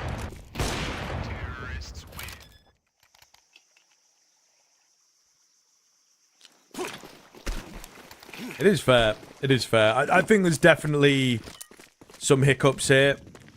But it seems like there's a pretty big turnaround. You know, the Los Kagutos kind of moniker. Yeah. They were pretty chill. They were a pretty loose team. And I'm right in thinking that is an Orgless name and everything, right? It's kind of similar to Double Pony, where they had a bit of a logo and a branding, but it was to help them get picked up, kind of thing. Yeah. But obviously TNC, a bit more official, and maybe they've just picked up the practice and the game, and that's sort of the key thing, isn't it? Really, you can play in a mix or in a team that is Orgless and see how it goes, and but there is always going to be that extra level missing because you're just not salaried and as comfortable and whatever. Especially to put the work in, which is going to be sitting on a server, it's going to be watching demos, etc., etc. But I think they've maybe got that, and it does feel like TNC starting to tighten up their act a little. Yeah, they really feel like they've got a decent amount about them at the moment. With that being tied up, you come back in towards the gun round for mana. They immediately lose the mana advantage as Bledard will fall.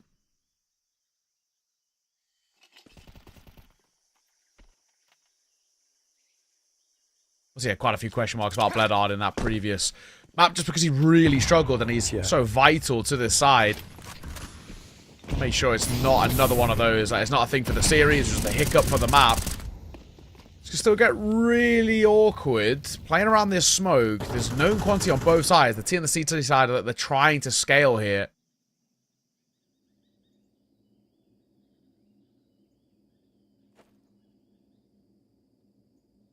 Amart. Could be a good spot. He's calling for some support to just bait on the door.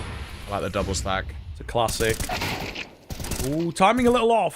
But Amar does manage to find his, right? They try and chase down that player. Bit of damage comes into him. Nearly crazy for Adrian, but not quite. And yeah, just missing the mark here on these attempts to chase. TNC have been kept at bay.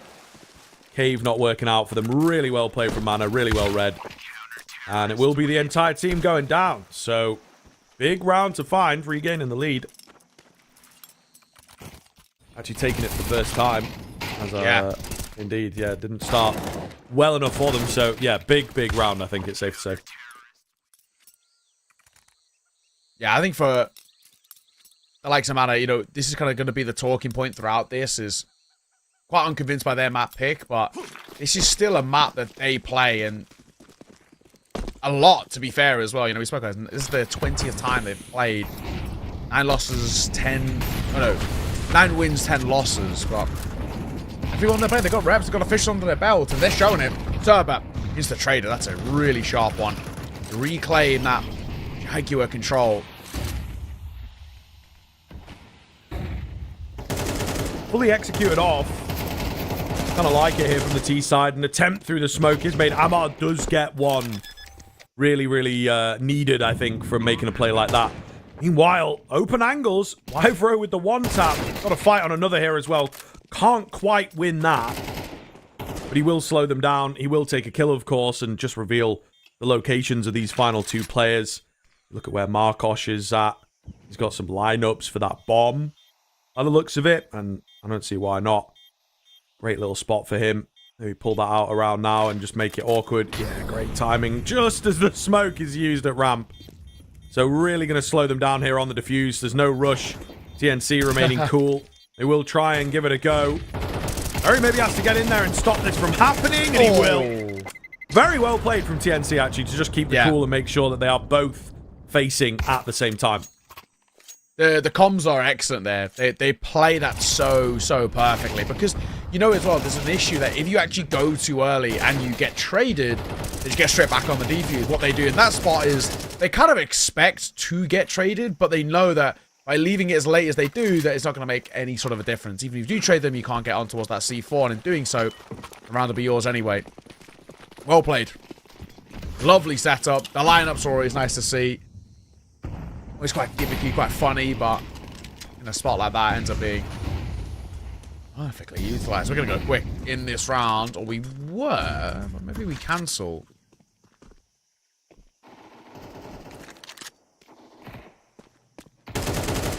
A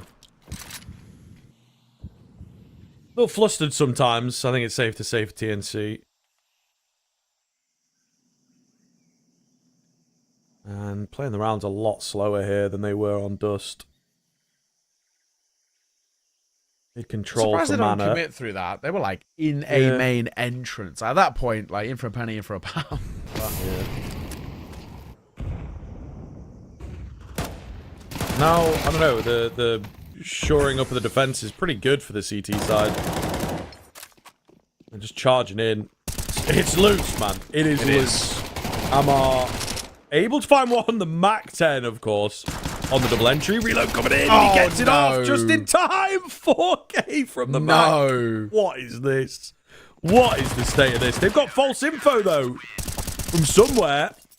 They really were not ready for Bledard. That's kind of wild. He's pretty happy about that, but they were both not watching. You know, someone said steps in cave, or I think he was mid and could have gone cave. Got that wrong.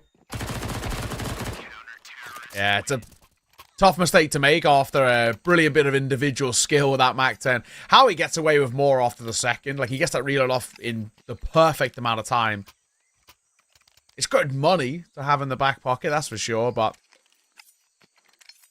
definitely a tough round to lose, and we will see attack timeout taken here by TNC, and it makes a lot of sense, to be honest. Buys a little funky in a round like this.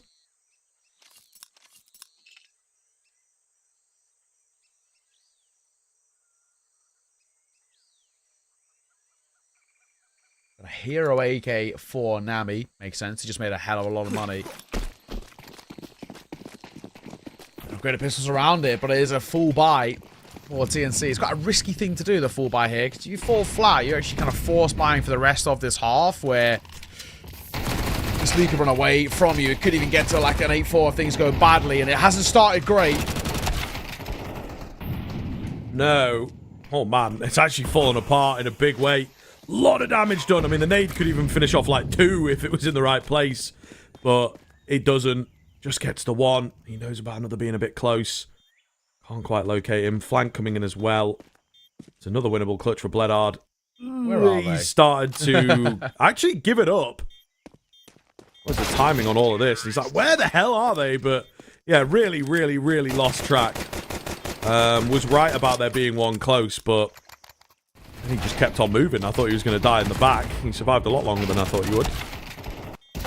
Yeah, there's a bit of a ring around the rosies kind of situation, because they got in behind him and he was so baffled. Honestly, good recovery. You lose that round, you're in a lot of trouble.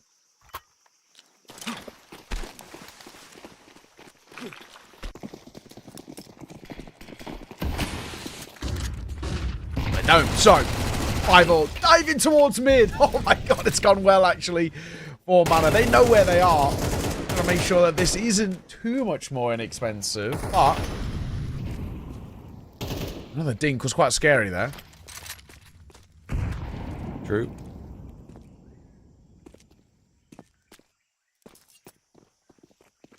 Not into the bomb site just yet. Sharp from Markosh.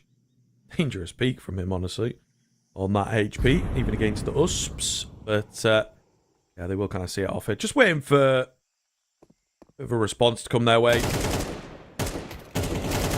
Gosh, nearly caught. Should have enough support, and now they know about this player. You know, what do you do? They're opting to try and fight him, and Nami will indeed see it off. So, up to 6. I don't think that's a decent enough T side. It's hard to kind of call.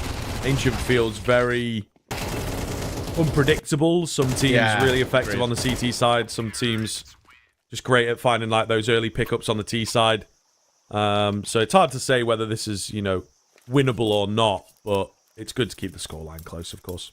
Yeah, it's so, like, team-specific. I feel like with Ancient is, like, the real issue with it. It's, like, hard to get a good read. Like, you know, we kind of, like, generally say, like, you know, 5 rounds nuke, pretty happy, those kind of things. You can't get that same feeling here on this map. We do have a tech pause. Unfortunate to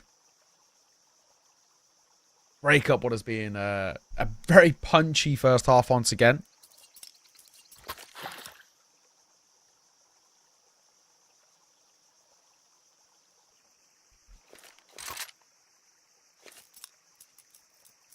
Yeah, right before the tail end as well. Yeah, because what's going to happen is we're going to go into towards this round. It's going to be a quick round, and then we're going to go to break. Yeah. It always just makes me classic. laugh. Yeah, welcome back. Tech pause done. Oh, they've rushed B. That round was quick. See you guys after the break. See ya. Yeah, but it's not too bad. It's not too bad. It kind of just gives you a bit of time to think, maybe, or get ready for the break, I suppose, if you are on a refresh for the drinks and all that sort of stuff. Yeah. I'll say it again, though, man. The tech pauses have been more and more frequent. How was it, the South American game? Anything different? No, do you know in that what? region, or Pretty good. No memorable issues off the top of my head, so... Yeah. Been a slow-going couple of weeks in that sense. Okay, that's really not worked out. However, Cerber in behind... wasn't expected. He's able to take a couple and before those smokes land. So really saving the round because the aggression was just totally off the mark. Cerber on the boost. Waits patiently and gets another one walking into his crosshair. They will fight back through the smoke here, but looking very good for Mana at this time. Bomb being cancelled again. I don't think this time it was intentional. Merrick to take some open fights. Oh, not ready for the player up close. And will go down. So 6-6. Once again, very even going. T-side does well. The pistol makes a big difference, in my opinion. But it is indeed, once again, very hard to split these two teams down the middle. We're going to take a break. We'll see how this map concludes.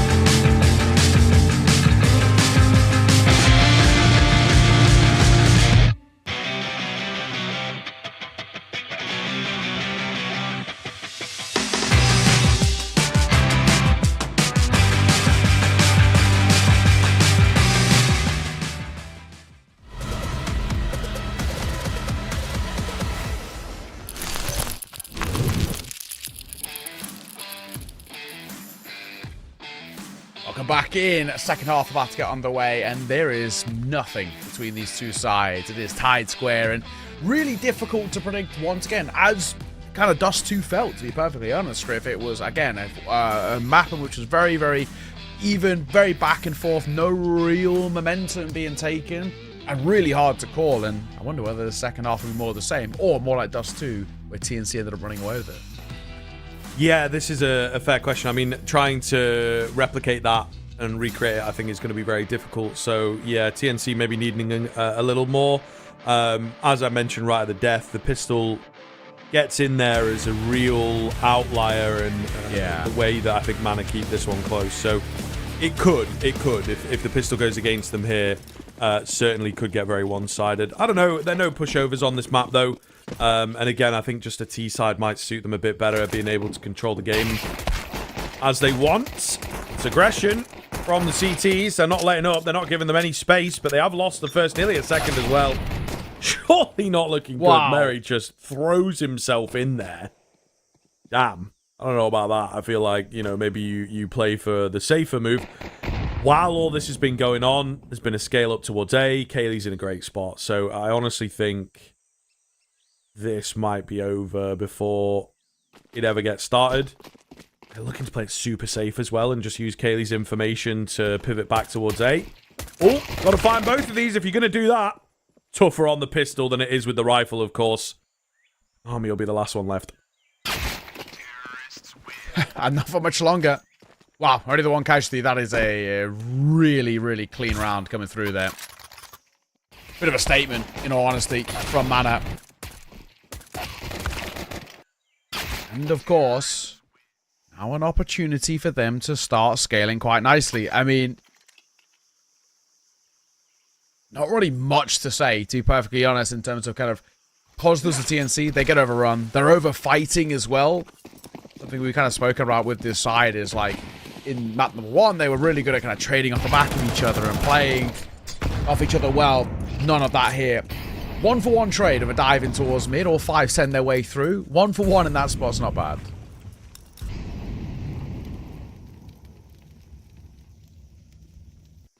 Kaylee thinking about sticking around, but he's just got to be careful on that back off. Looks like they should be good. They've got some good space on B. Bombplank going to come in a moment. 5 Rose Galil. Does he want to save that? I mean, they're buying in the next anyway. Maybe a little bit. Lil is obviously workable, but I think they're looking. They're feeling pretty excited here to try and take another gun away. But Wyvro is saving out on that A side of things. Scenario with a well-timed spam.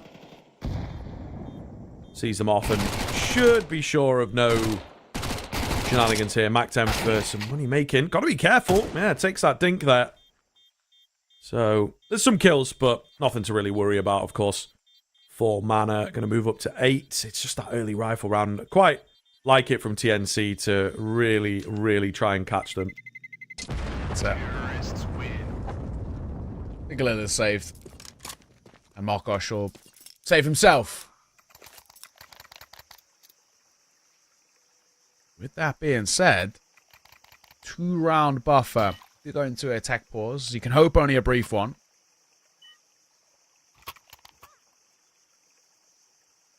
Yeah, as we come back in towards this full buy, this is a really, really big opportunity for TNC. You fall flat here, and you're actually playing quite the deficit they have to kind of recover from, where potentially they might start taking our attention towards the likes of an Anubis. Hearing a bit of typing. I'd say generally that's a good sign, but for now we wait.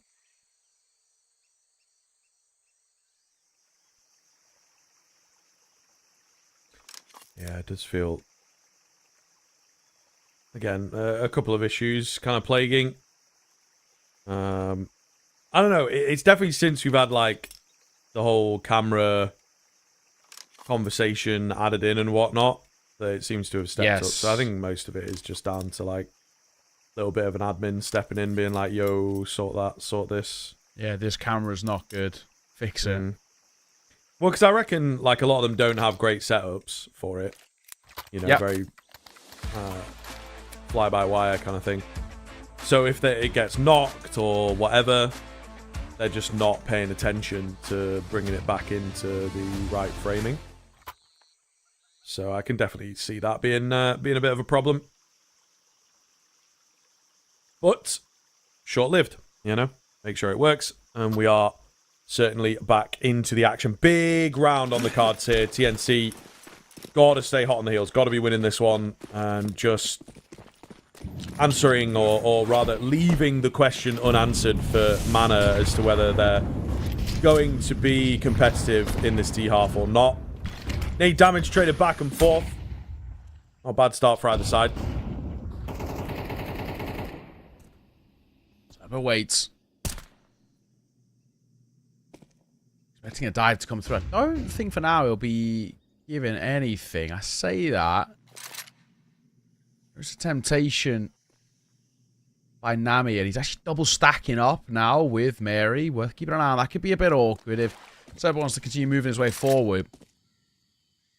This is going to be a pretty simple B-take here, but to split through cave and ramp. 3 players here to meet them. Double stack's always dangerous to try and dismantle. At Molly, you'll force Wyvro away. Double stack.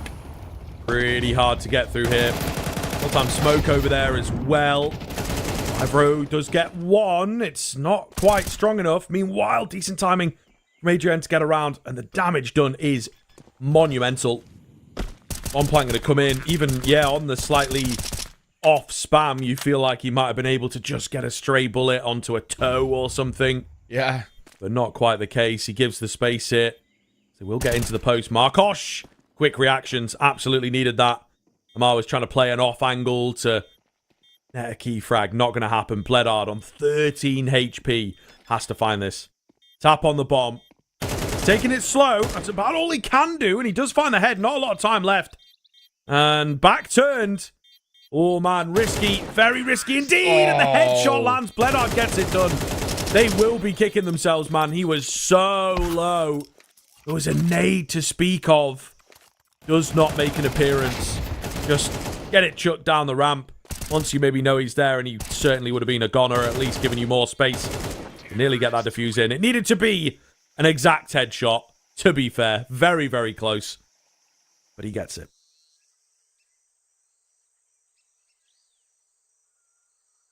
Now, at 9-6. With that round being a really horrible one that's sort of slipped away. Worth mentioning that this is now in a position of no return, I think, for TNC. Like, they are really on the back foot. You hear another tech pause, though. This is rough. We're getting really plagued with them. No, very, very true. Generally speaking, not been too long, but yeah, I would be curious as to what the issues are. I know they had something a bit shaky, like TeamSpeak-wise, at the start of the map. But it is a big one. And just really going to make life difficult when you're trying to remain competitive, you know, particularly for TNC. But I feel like it might be on their side as we've got a lack of buys coming out and whatnot. So that generally speaks to a bit of an issue, as you don't want to get kicked off and started just yet.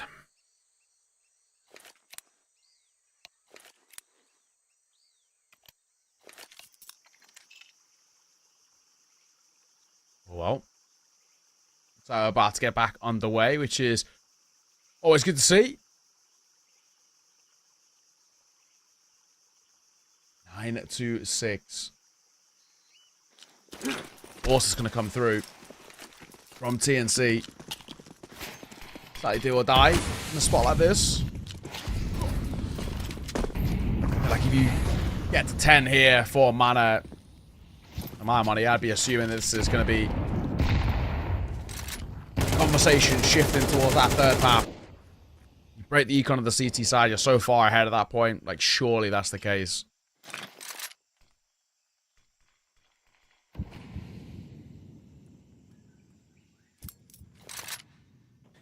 Yeah.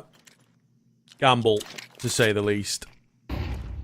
The good thing, though, as well, with, like, if they gamble stack as well in this round, at worst case, if they just gamble wrong, you save up and use this buy again and towards the next. That's the one positive. Either it could be in a winning spot here, you know. Really playing on the smoke dissipation, yeah, and it just kind of works in his favor. Starts to spot a little leg or shadow, even. Very subtle. But they have made their way out of A main. Very weird game state to be in right now, I think, which is potentially, you know, what the CT side need. The bomb, meanwhile, is deciding to go B. What is going on? Bledard finds himself alone. Oh! God damn, that's clean, but he's going to need a few more of those. Most certainly, Adrian surely does not get checked here. Yeah, indeed. So we'll take him down. They'll be very happy with that. Force buy works out. And that does, to be fair now, that does smack of them expecting a light buy and, you know, a bit of an eco, the way that they've played a couple solo positions to try and just locate the pistols. And, yep, should be all good here. And they've really written off the defense, a bit lazy with the utility and whatnot. And, obviously, they pay the price. And we've spoken about this, I guess, on the flip side quite a lot in situations where teams will, like, overcook it. That's undercooking it, right? They did not show enough respect to what the potential of that round could be. Well, there is the knock-on effect. 2-round game.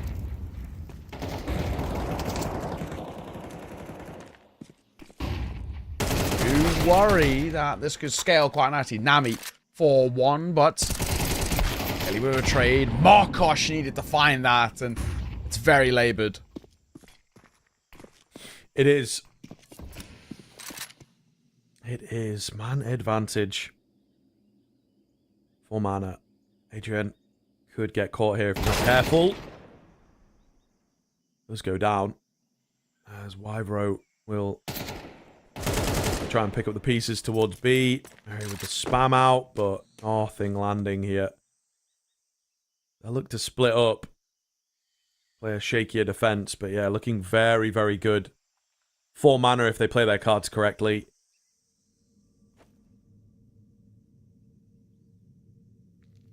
Very waiting. Could potentially have a few walk in his direction, but he's going to shift on by. Wyvro's going to be called then into action. He doesn't hold for the shadow. Wyvro will do well. But the second. Oh, can't quite find it. It's close, but not to be. Mary then on the other side of the map here. Not much that can be done, but just a really messy couple of rounds from both sides, I think. CT's super disjointed in this one. A lot of solo moving and, you know, then just trying to recover and pick up the pieces. And just not happening for them. So, you know, playing this round almost like the force buy. And not quite dropping that, you know, the different rules of engagement that we talk about and whatnot. Certainly plaguing them into this round, I think it's safe to say, with some, yeah, very sort of questionable moves at times. So, it feels like Mana, as that was the breaking point, are now back in the same sort of spot that it's like, okay, we've still got the econ, able to fight back, it works, and now they just restart the journey to picking up this map and taking us to a third. Yeah, there's a couple of fights. That one in towards mid, that second as well, the kind of the trade. Just as a spawn, like, if they go the other way, then there's a real round to be had there. But, again, like, it's shoulda, woulda, coulda stuff. It's 3 ahead now, 3 away. TNC, thankfully, have that residual cash to fall back on, but I've been pretty unconvinced by their Ancients.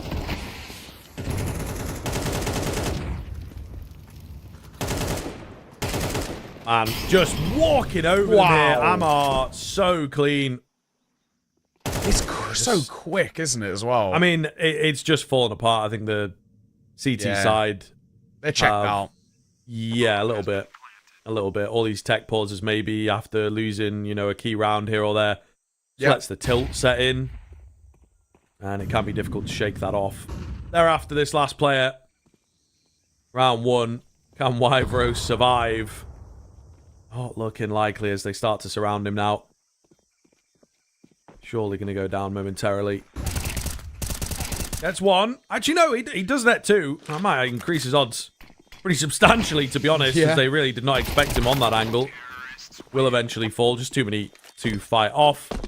Moving up to 11. And another weak bye for the CT side. If, as well. If they decide to go for it. Yeah, true.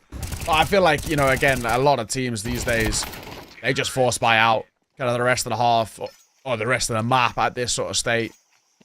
It's so common just to kind of full buy in. No team likes kind of essentially playing for overtime. Or they'll play for the win in regulation. It very rarely happens. We'll see a pause before we get there, but we can already see these investments coming through.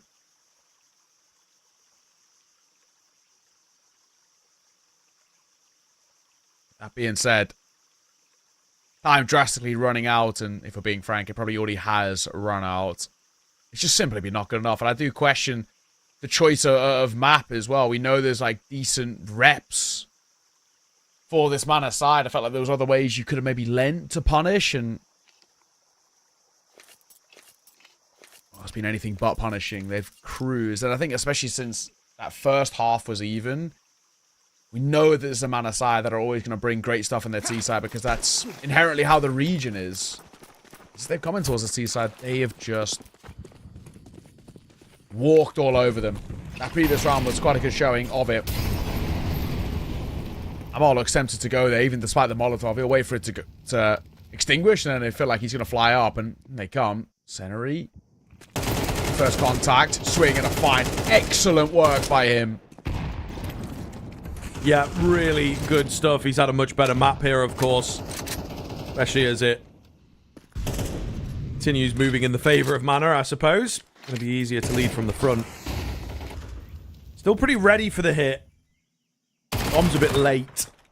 Wyvro does find his, so all of a sudden, maybe a conversation about being in the running. Bomb has yet to go down. These smoke's going to start dissipating. Uh-oh, they're getting caught. They're getting isolated. And it's kind of a clutch situation required, really. Getting out of here, looking impossible. Serber left 1 versus 3.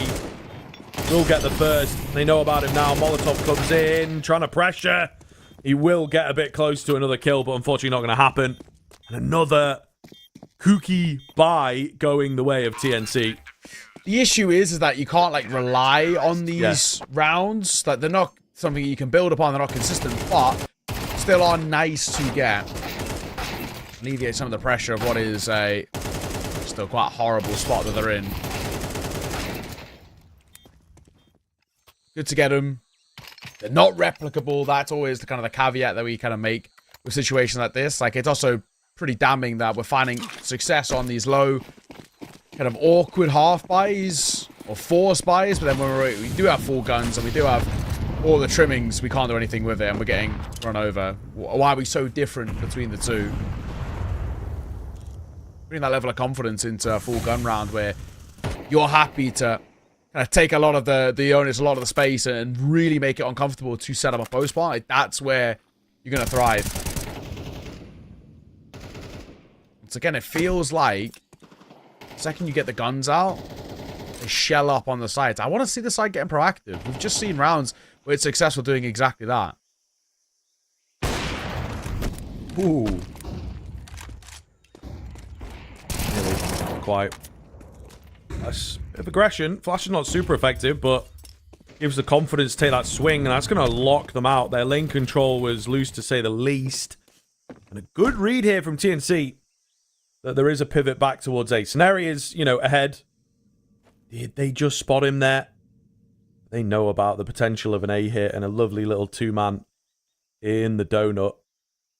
Meanwhile, push down lane, start to confirm things. They have the donut set up just to sneak a player in that they might not expect here. Smoke is pretty decent, but there's the good clean swing. Adrian with a lovely find as he just threaded the needle to get the timing on all of this, and you see how beneficial it is Amar the only one left, and even the save is under question here with a quick flank. He's not going to be expecting this as he rounds that corner. Down he will go, and a flawless one. A bomb denial. And suddenly, the alarm bells are absolutely blaring here for Mana. Yeah, for sure. Your own game, like, absolutely on the cards. And somehow, especially because it felt like, we were kind of having this talk where it felt like it was natural that they're just going to coast their way to closing this out. Anything but in coasting. Only broken. That ninth should very simply turn into a 10th. And with that being said, 1 round game. That gun round that comes back in. A lot of pressure on that one being successful. For the T side. Diving towards elbow. It's a bloodbath. As expected with the Calibro buy they were against, but it's to fight it. Still, let's not make it too expensive, boy. I mean, I'll actually say, 3 kills out of that. I'm not too upset if I'm Mana. Yeah, I mean, it's little bits here and there. We can look into that. We can break. It's just about the rounds, though. Yeah, I don't know what happens at the end here. It just gets very close. It was looking good for a moment on that initial spray down. And then I guess they run out of ammo and stay 2 out in the open.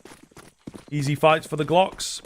Nonetheless, it's all about this one. Mana, we're in prime position to close this out, bro. And then a lower...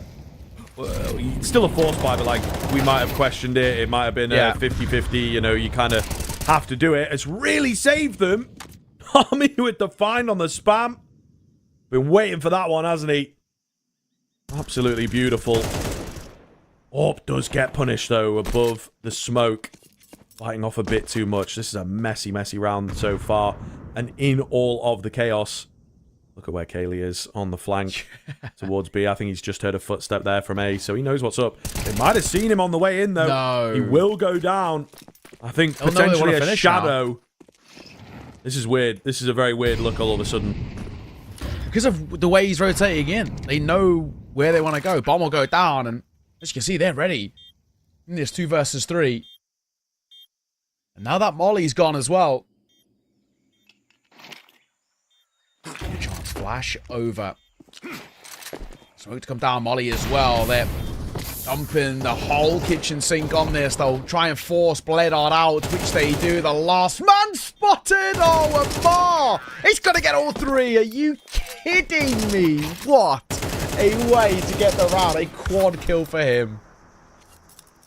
Crazy work. He's looked very good on this map. And that maybe is the culmination of it. As TNC are now leaning and relying on the OT.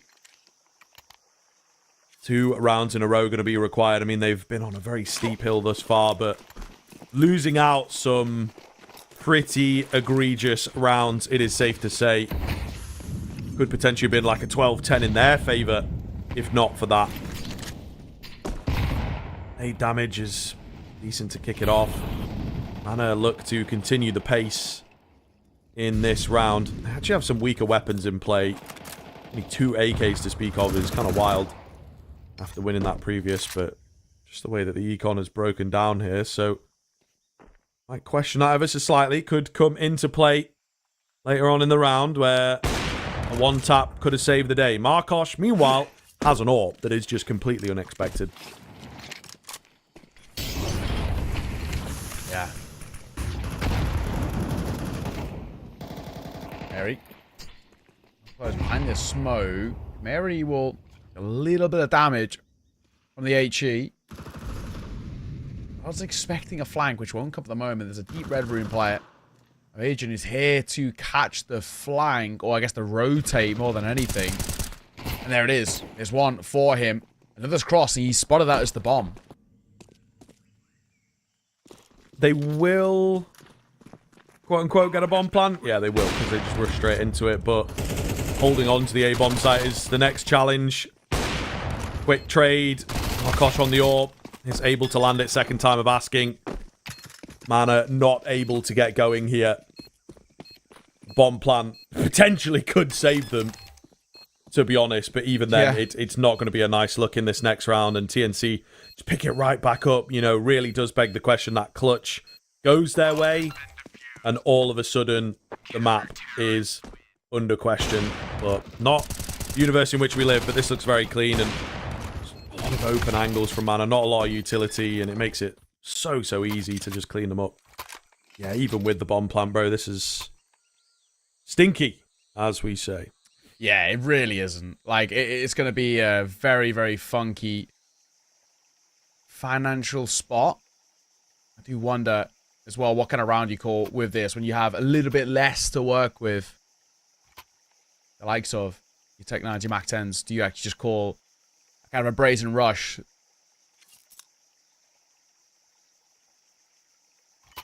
Wouldn't hate the idea, to be honest.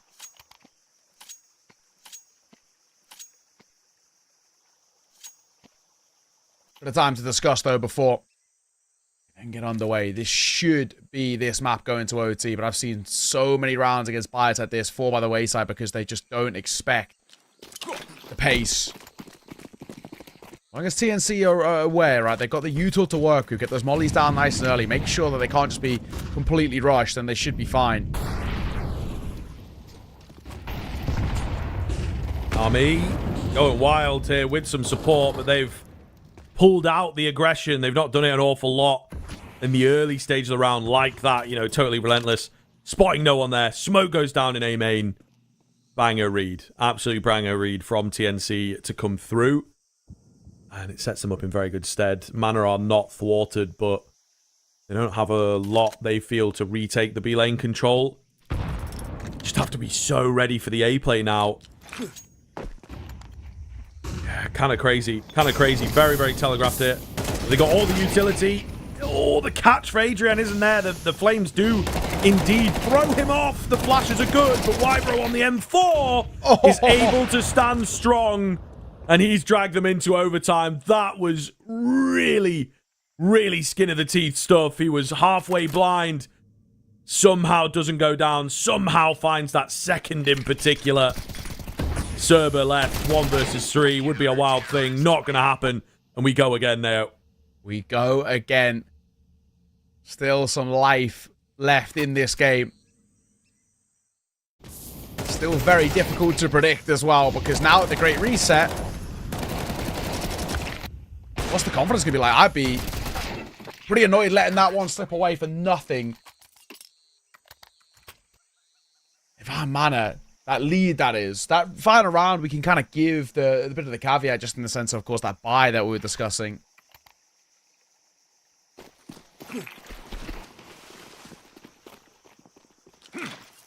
So, back on the way. TNC kept the dream alive, about a 2-0. Yeah, oh, hang on a second.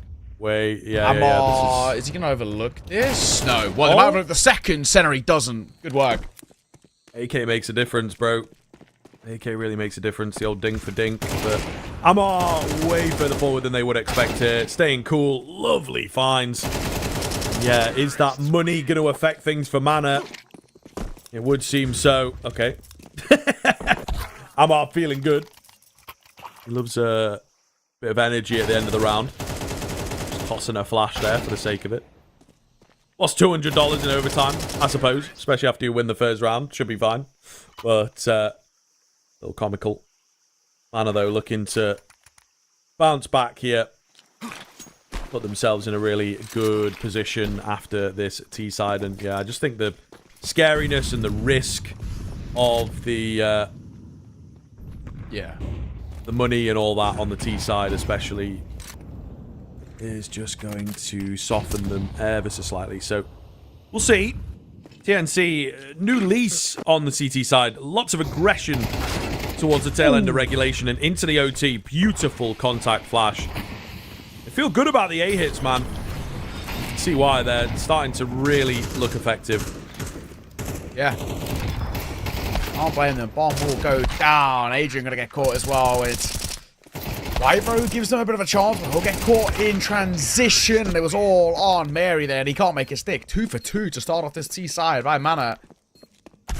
Okay, once again, The dreams of that third map are very much back alive, and I don't know, yeah, still a lot of question marks. I mean, just when they felt like we were finally starting to get some, decent consistency and a bit of form as well coming through from TNC, that tail end of regulation is really nice. They've just gone back in their shell and they've fallen so far apart.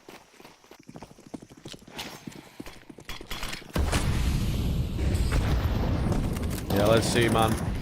Trying to cook everything up with the boost up towards Shelf here. Lashes are good. Down goes Mary. Could have been really, really clean. But they try and crunch things. Meanwhile, over on A, the two-man gets flattened by Markosh.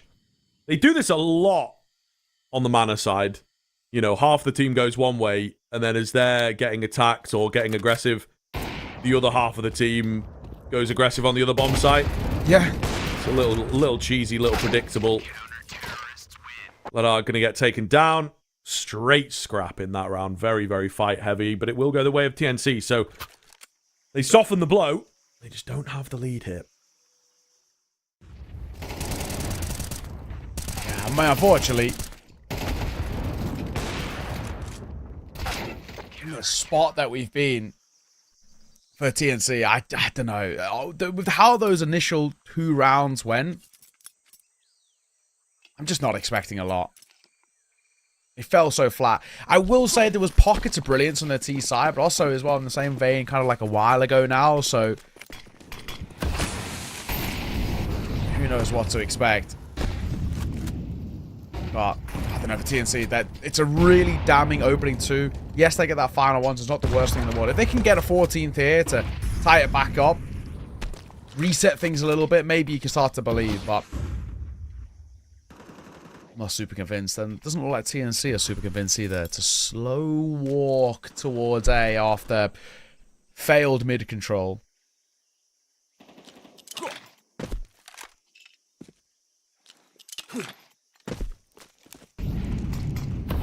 They execute straight up for TNC. And it's simple here. Molotov will get in their way for now. Slow scale up here. There's 3 bodies. One is behind a smoke. Can he get involved? The answer is no. Do lose another player over towards B, though, so looking good. The overall retake. Uh-oh, and Bledard's going crazy. Pushes through the smoke, able to fade back in as well. Cancels out that trade. The bomb is no closer to getting planted, so TNC in a really tough spot. Ryan begging to get back into it, and it's like, do we want to dedicate the bomb forward? There's all these questions. Bledard, that's free, bro. He's just giving it away. What has happened? What has happened? Markosh goes down. I thought surely you'd be finding that kill. Had you end the next to fall, and in the OT, we look set to go to 3 here now. I think you're right. Again, it just maybe the slight overfight. The trading's just poor. There's a couple of instances, even that fight we kind of just saw in that replay there, where it's like you can just see mechanically Mana looking a little sharper. Aging in towards a Mach 10. Potentially could be the final round of play. And it doesn't last very long. Immediately hits the deck. So, all for naught. They've dove in towards the A site and no one's here. So it will be a full retake required. However, Mana have already done this twice now, so they're not going to be too upset about it.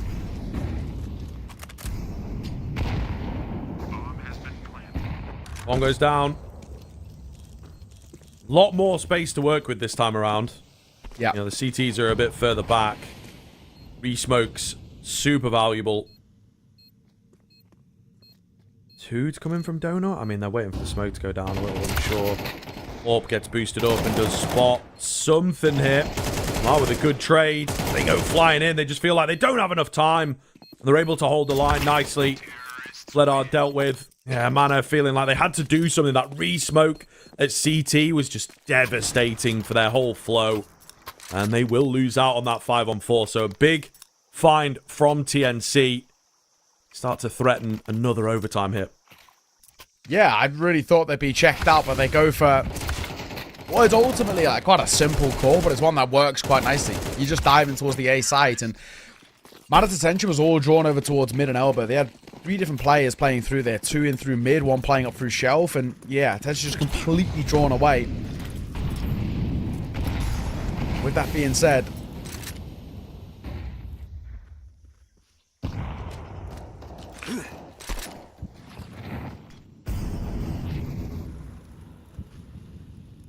hello. Got the right idea. He knows there's the chance of something here. Yeah, they've constantly had a lurking presence, like, towards B. Been a lot of A leans from TNC. It's interesting, isn't it? You know, when a team's got, like, the full buy and the full utility, A just feels like the most logical, because there's generally less of a defense over this way. And then you just, you know, flip the coin on the retake, really. Scenario dealt with. Oh, Markosh to hold middle. It's a lovely makeup in this kind of round. Beautifully read. Great control at mid that they're able to just capitalize on. And it has devolved a little into, like, TDM type logic. You see, for Mana, they have, like, 2 flashes into Red Room at the same time. That obviously means they're not really common about who's flashing and what the approach looks like. They're just really trying to find a fight and even up the numbers. And, yeah, just a lot of shooting going on. Oh, man. Oh, man. Out in the open for a blind Wyvro is definitely risky. Not loads of time left here, and just 2 in the donut surely has to be impossible to get through. Bledard low. It's another overtime here, absolutely. Just making us wait for it. Might be a bit comical here as he goes down to the bomb. They all kind of do, but we've got another overtime here. How have they survived? I will be saying as well, like, for TNC, it's just, it isn't such a slow start with the initial 2 that get found on the T side by Mana. Everything else aside from those 2 rounds look really kind of clean. Even the one in which they lost, we're still kind of talking about where it's close and they're putting up a bit of a fight. It just seems at times that TNC just take the foot off the gas. Start well on this T side. Know it's a possibility for them. Just proving it by taking us towards the second OT. And now the magic number we're looking for is 19. So he's fighting up in towards mid. Again, 2 players in this direction. You got Senri and Kaylee. They're diving in towards B quickly. It's all on Serba. The first is all he'll get. Insta dropped, but Amar does well just before that smoke plumes.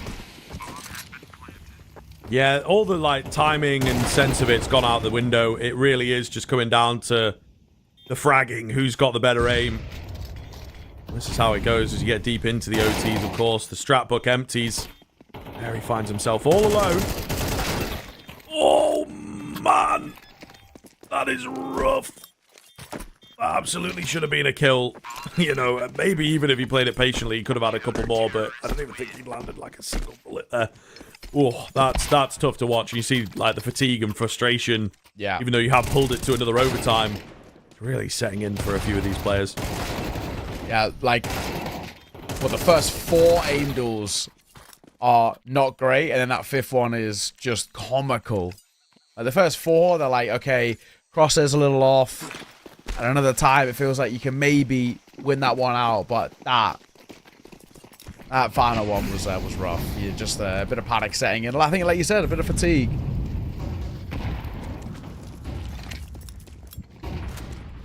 Flash over, try and deny. Well, they initially thought it was going to be a rush towards A, but TNC have reined themselves back in. They did this a few rounds ago.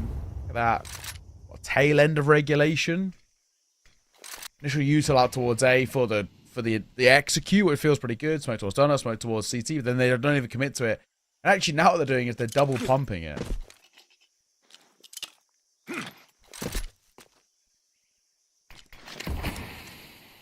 You're kind of clever. Keep things fresh, unpredictable, which again felt like it had been lacking in some of the earlier rounds. How does Kaylee not get traded there? Oh, TNC, it's really fallen apart in these rounds, bro. Just absolutely rolled over. Kind of 2 rounds in a row now. This one worse than the previous, but yeah, they're just falling off of a cliff right now. Really not looking good at this point. As Well, 18 on the horizon. TNC need an injection into their just general play, to be honest with you. And maybe the CT side is going to do that, but it's not looking good here now. Nah. That's all. Nami. Whew, takes a nade as he's trying to get shelf control. Again, mid taking quite nicely here. Molotov up in towards cave entrance. Marco should be boosted. Brief. Oh my god. That, yeah, fatigue setting in now big time. Like, these are really poor mistakes by TNC.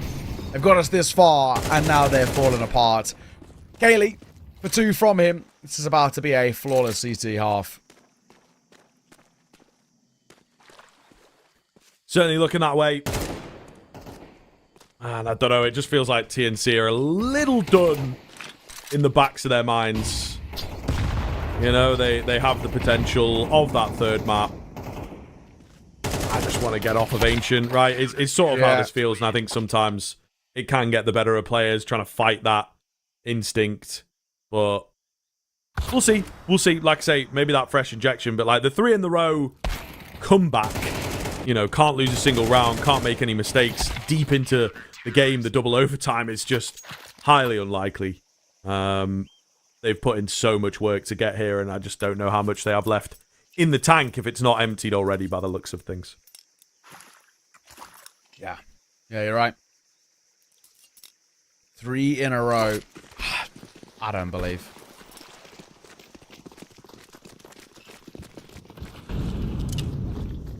But I kind of love this move. Punchy one towards A. There's only one here. Molly and nade behind it. Will do a lot of damage to Cerber, who gets out and he gets across. Oh my. Okay, maybe indeed back on those M4s is exactly what they needed. More heads-up fights coming in here. As they take a couple away. The nade's looking good as well. And the bomb has yet to be planted. Smoke's going to start going down now. 5 on 3. I mean, can you even plant it? They're just looking for a mistake, looking for an overstep. It could happen. There's one, and another in the donut.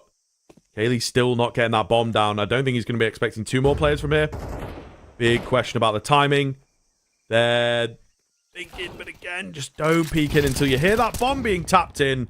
And just the delay from TNC, it is perfectly timed. They get bored. They think they're safe. They move on to the next plan. And they are punished massively. Bledard, the only one left. But again, not looking to make any mistakes here now. We'll get the bomb. He'll look in, but I don't think you're beating this with an AWP, unfortunately. There they go, double swinging into him, and will indeed see it off. 2 more rounds just like that for TNC going to be required, though. Yeah. I do feel like there's a mistake on the horizon. Yeah, this is it. For them to be flawless surely asks too much. But at the very least, like, credit to them, right? It's a dive out towards the side. I'll maybe make the argument that I think for Mana, they're maybe a little bit overconfident there. Like, it's essentially too basic of a call. Flying out towards the A sides where they don't really have a contingency plan for what to do once they're out. But maybe that'll be the wake-up call. They know they've got 3 rounds to do it. 2 more left.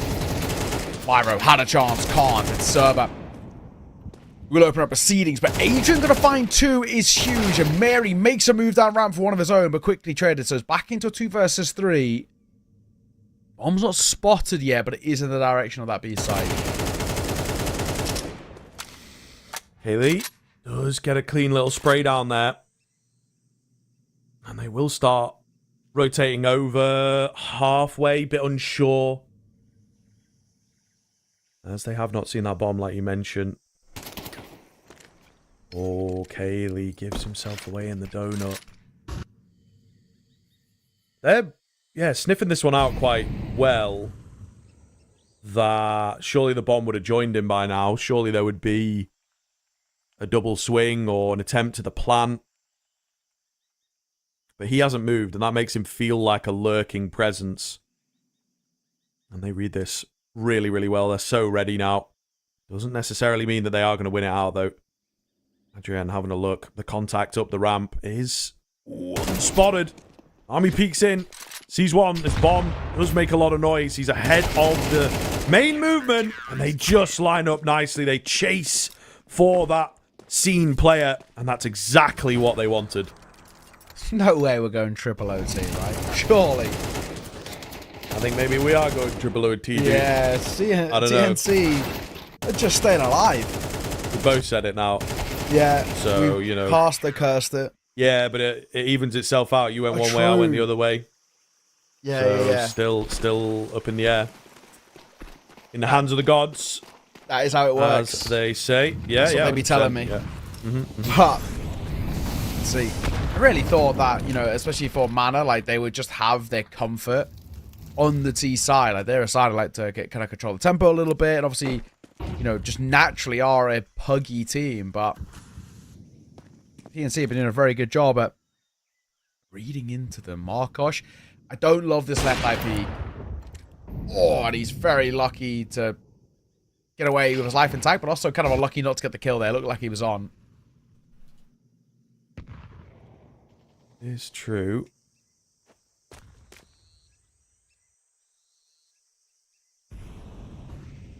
Boost coming up. Mana doing this thing again. Presence on B, presence on A at the same time. And the A players seem, to be aware of something. Mary with a find on Cerber.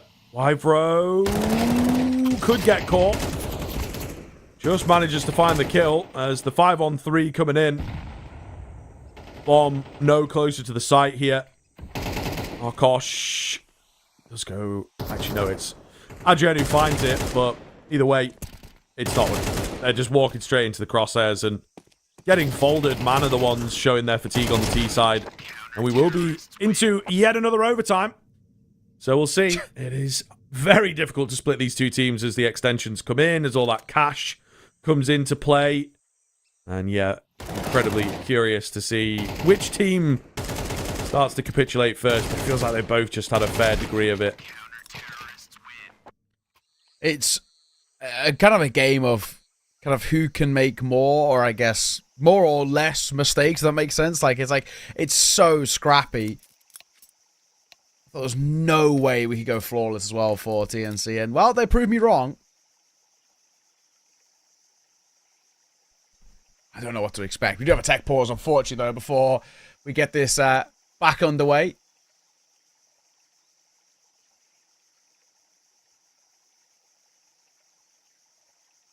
But 3 in a row, surely you'd expect some momentum to kind of come off the back of that for TNC.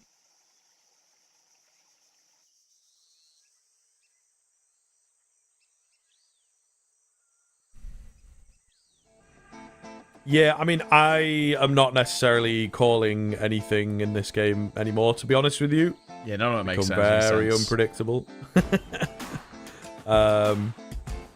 Yeah, I think a slowdown here could certainly benefit things. Definitely interested as, I don't know, man, it's a little challenging to see how Mana in particular, you know, when you're on the 18 and you lose 3 in a row, I just think that's got to take such a toll to see another OT coming in. Yeah. You're like, God damn it, we gave it everything and it's still not enough. Now we got to do that again. Yeah, really, really tough position to be in, but it does just evolve. It just gets into this. And it almost seems, you know, maybe the OT stamina training could be like a legit thing. Seems like a lot of teams do it, bro. Even at the top level, it's like, okay, OT, we got plenty of money. Who cares? No worries. Right, I'm just going to fly at them for the next 2 or 3 rounds. Oh, that's not worked. Don't believe it. You know, and it's just like, maybe we do need a little more training in that sense. TNC to start well here. 5 versus 3. Yeah, nice move. You got to feel for somebody like, you know, Amar, for example, if somehow they go on to lose this, because he's an absolute corker of a map. 37 for him. God, he can't miss right now.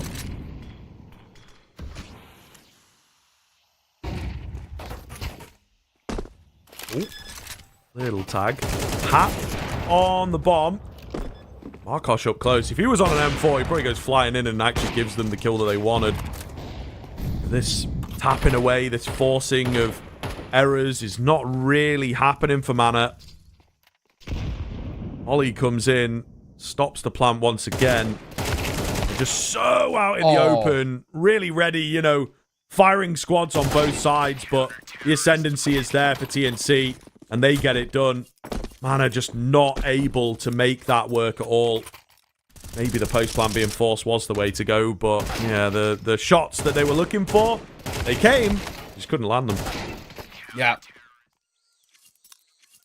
I'm actually surprised as well, considering the initial moving towards that site. Like, they get into a position where they can, you know, plant quite quickly and set themselves up into a decent spot, you know, all with a lot of time still left on the clock. They let it fumble away, so TNC continue this good run of things.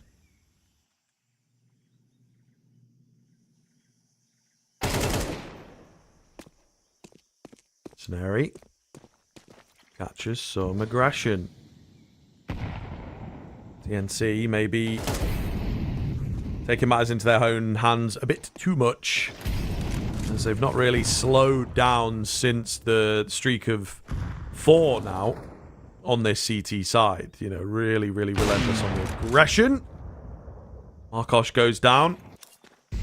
So looks set to be a pretty good round here for Mana if they can see it over.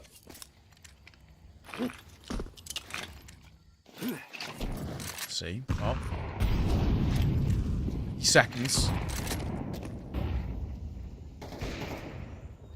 Plenty of time to work with. Ah. Go for one. Nice spot from Bledard as well, so it's all on wide rope. No real chance in this one. I think it's more than safe to say.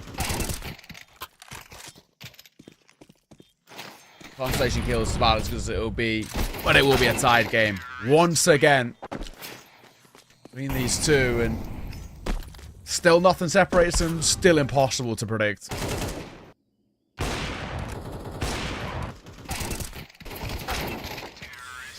Indeed.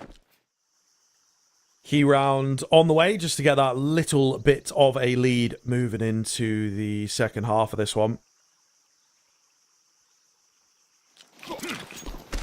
TNC, I think, just got to be careful. Some laziness setting in the previous round, thinking that they are, you know, just walking on water with a lot of the attempts at frags. This looks a lot more conventional. The nades in at mid, the aggression being coordinated. Missed AWP shot, but it was awfully close all the same.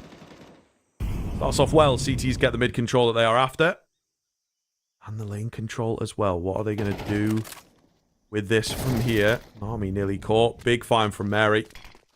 And knows there's another one in there. The re-smoke. Yeah, brilliant, brilliant start. As you know, fall back towards Donut.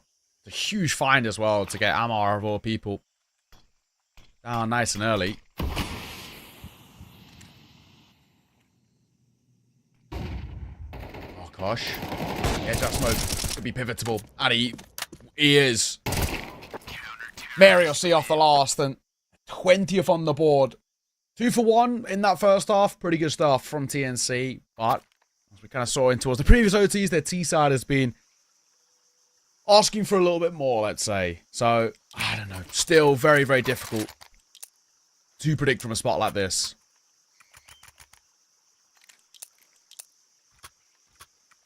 It's true. It is very, very true. And man, last time out, it's been a little while, it feels like, but last time out on this T side, there were some bad rounds, bro. Like, some genuinely bad rounds, I think, from TNC. So, we go again in that sense, and they're going to have cleaned up their act. It's tough. Does it come in waves? Do you know, refine the discipline? Maybe. I saw flash play towards mid, to be fair to them. Take a fair amount of damage on their way in, but they have forced that first kill, which I think they just wanted to start basic and get that done.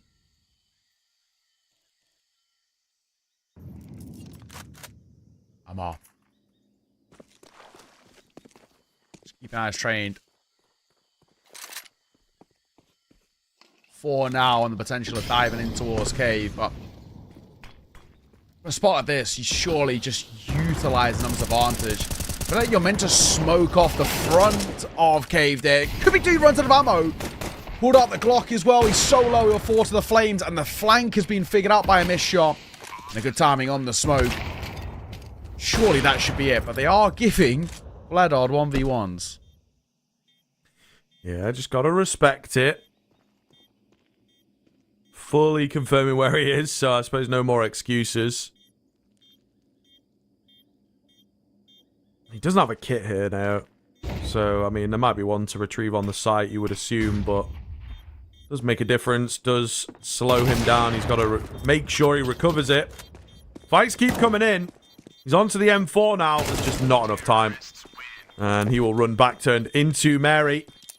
So here we are, 2 in a row going to be required from Mana. And they've actually not given us a stiff comeback like this. You know, they've been the ones that have dropped the rounds to allow more OTs to come in. So I'm not sure how I feel about this and whether they are going to be capable.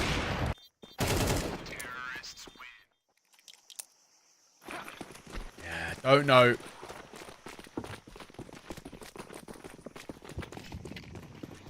Really, for this Mana side, do they have anything left in the tank? Bledard avoids the flash. Nice shot hit by him. Legs the second as well. They're so blind though. So Marcos will also fall, and Seneri can trade effectively. This is chaos at the moment, but big advantage for Mana. But Adrian's on a big flank.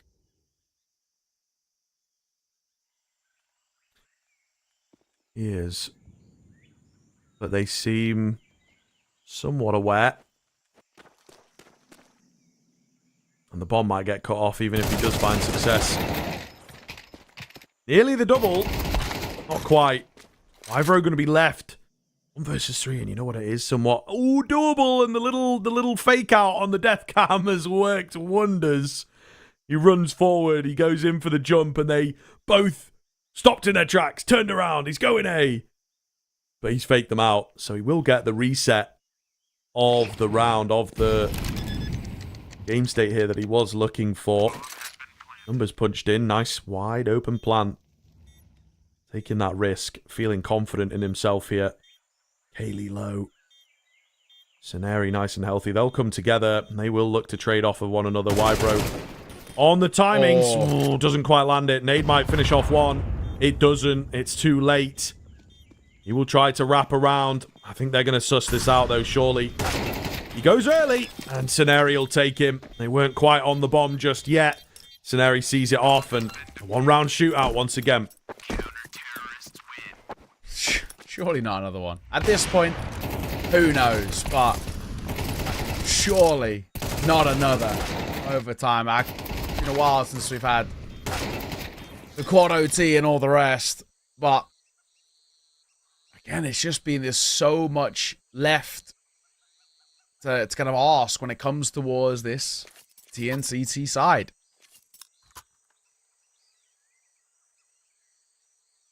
Good news is, though, when you get in towards overtime, each individual overtime, you get an extra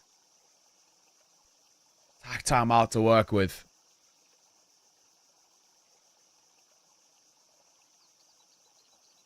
That is true. Which, thank God, actually, TNC are using, because these T sides, as we've kind of been talking about, haven't been fantastic. No, they do well here, I think, to, again, realize it's like, okay, we had one where it was kind of, you know, both teams still looking okay, happy to have the reset on the money and everything. Then that second overtime was just kind of shocking from both, you know. Yeah. They had their good moments, but the bad moments were really, really down there, let's say. And I think maybe coming into this third one, it's TNC who turned around and are like, right, we've got to sharpen up. The rounds seem a lot better, a lot more structure to them, particularly on this T side. Mary going to be melted. Gets himself out. Aid to bring server down super low. Mary also super low. So, I mean, difficult to split from what we can see. But it's moments like that that are going to make the difference. Wybro to open up into middle and really put the panic into Mana as they lose control of the red room. Where's he going now? What's that smoke for? So on and so on. Adrian, the contact up the ramp is absolutely perfect. He's not needed yet, but surely you feel it puts them in a position of closing things out. Cerber standing strong despite the low HP. Evens up the numbers, and we are back on after that. Absolutely a chance. Markosh holding for the swing, hits the shot, and that is so important. Flash to come nice and opening towards the side, and he gets another. Last man in Mad assume he's towards long. He's also made noise about it. Surely we are done in this marathon of a map 2. And they're perfectly playing the time. That's what it's all about. Mary will see it off. And just like that, 22-20, a 2-0 for TNC. And I'm so baffled we don't go to a third map there, and Mana will be kicking themselves that they don't.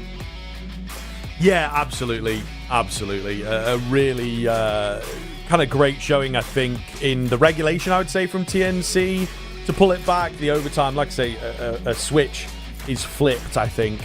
And it just goes to carnage. It gets kind of worse and worse, but just right towards the end there, TNC, I think, into that triple OT, you know, third time the charm, they are able to just realize it's like, right, we are better here. We can tighten this up. We've got enough on Ancient to go at, and Mana are playing really dirty. They tried to fight them at that. It you know, didn't work at times. They were maybe able to capitalize on some mistakes, but I think they realized that they could push them around a bit more than they were with the rounds and whatnot. So yeah, a nice keen turnaround, and again the timeout, you know, really valuable right there.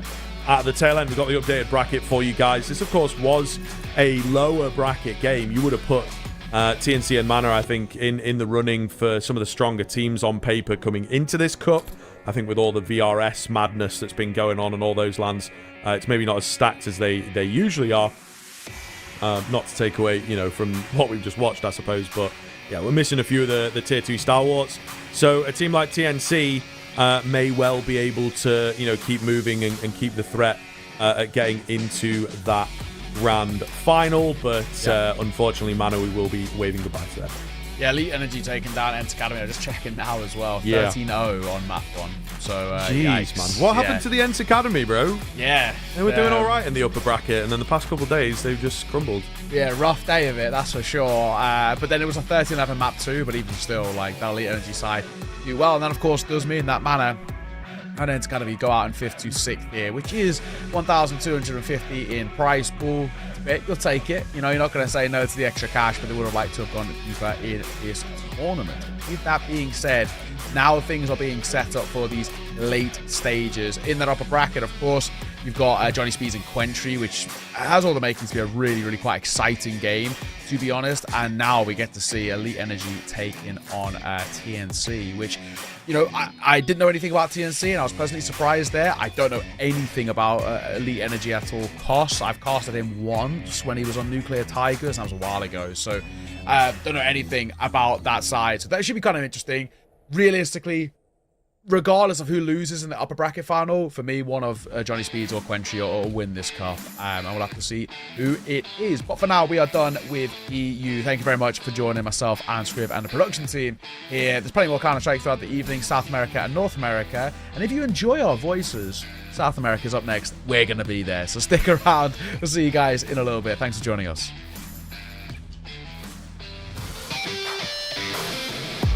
They do seem to have an idea here, you know, try and mix things up.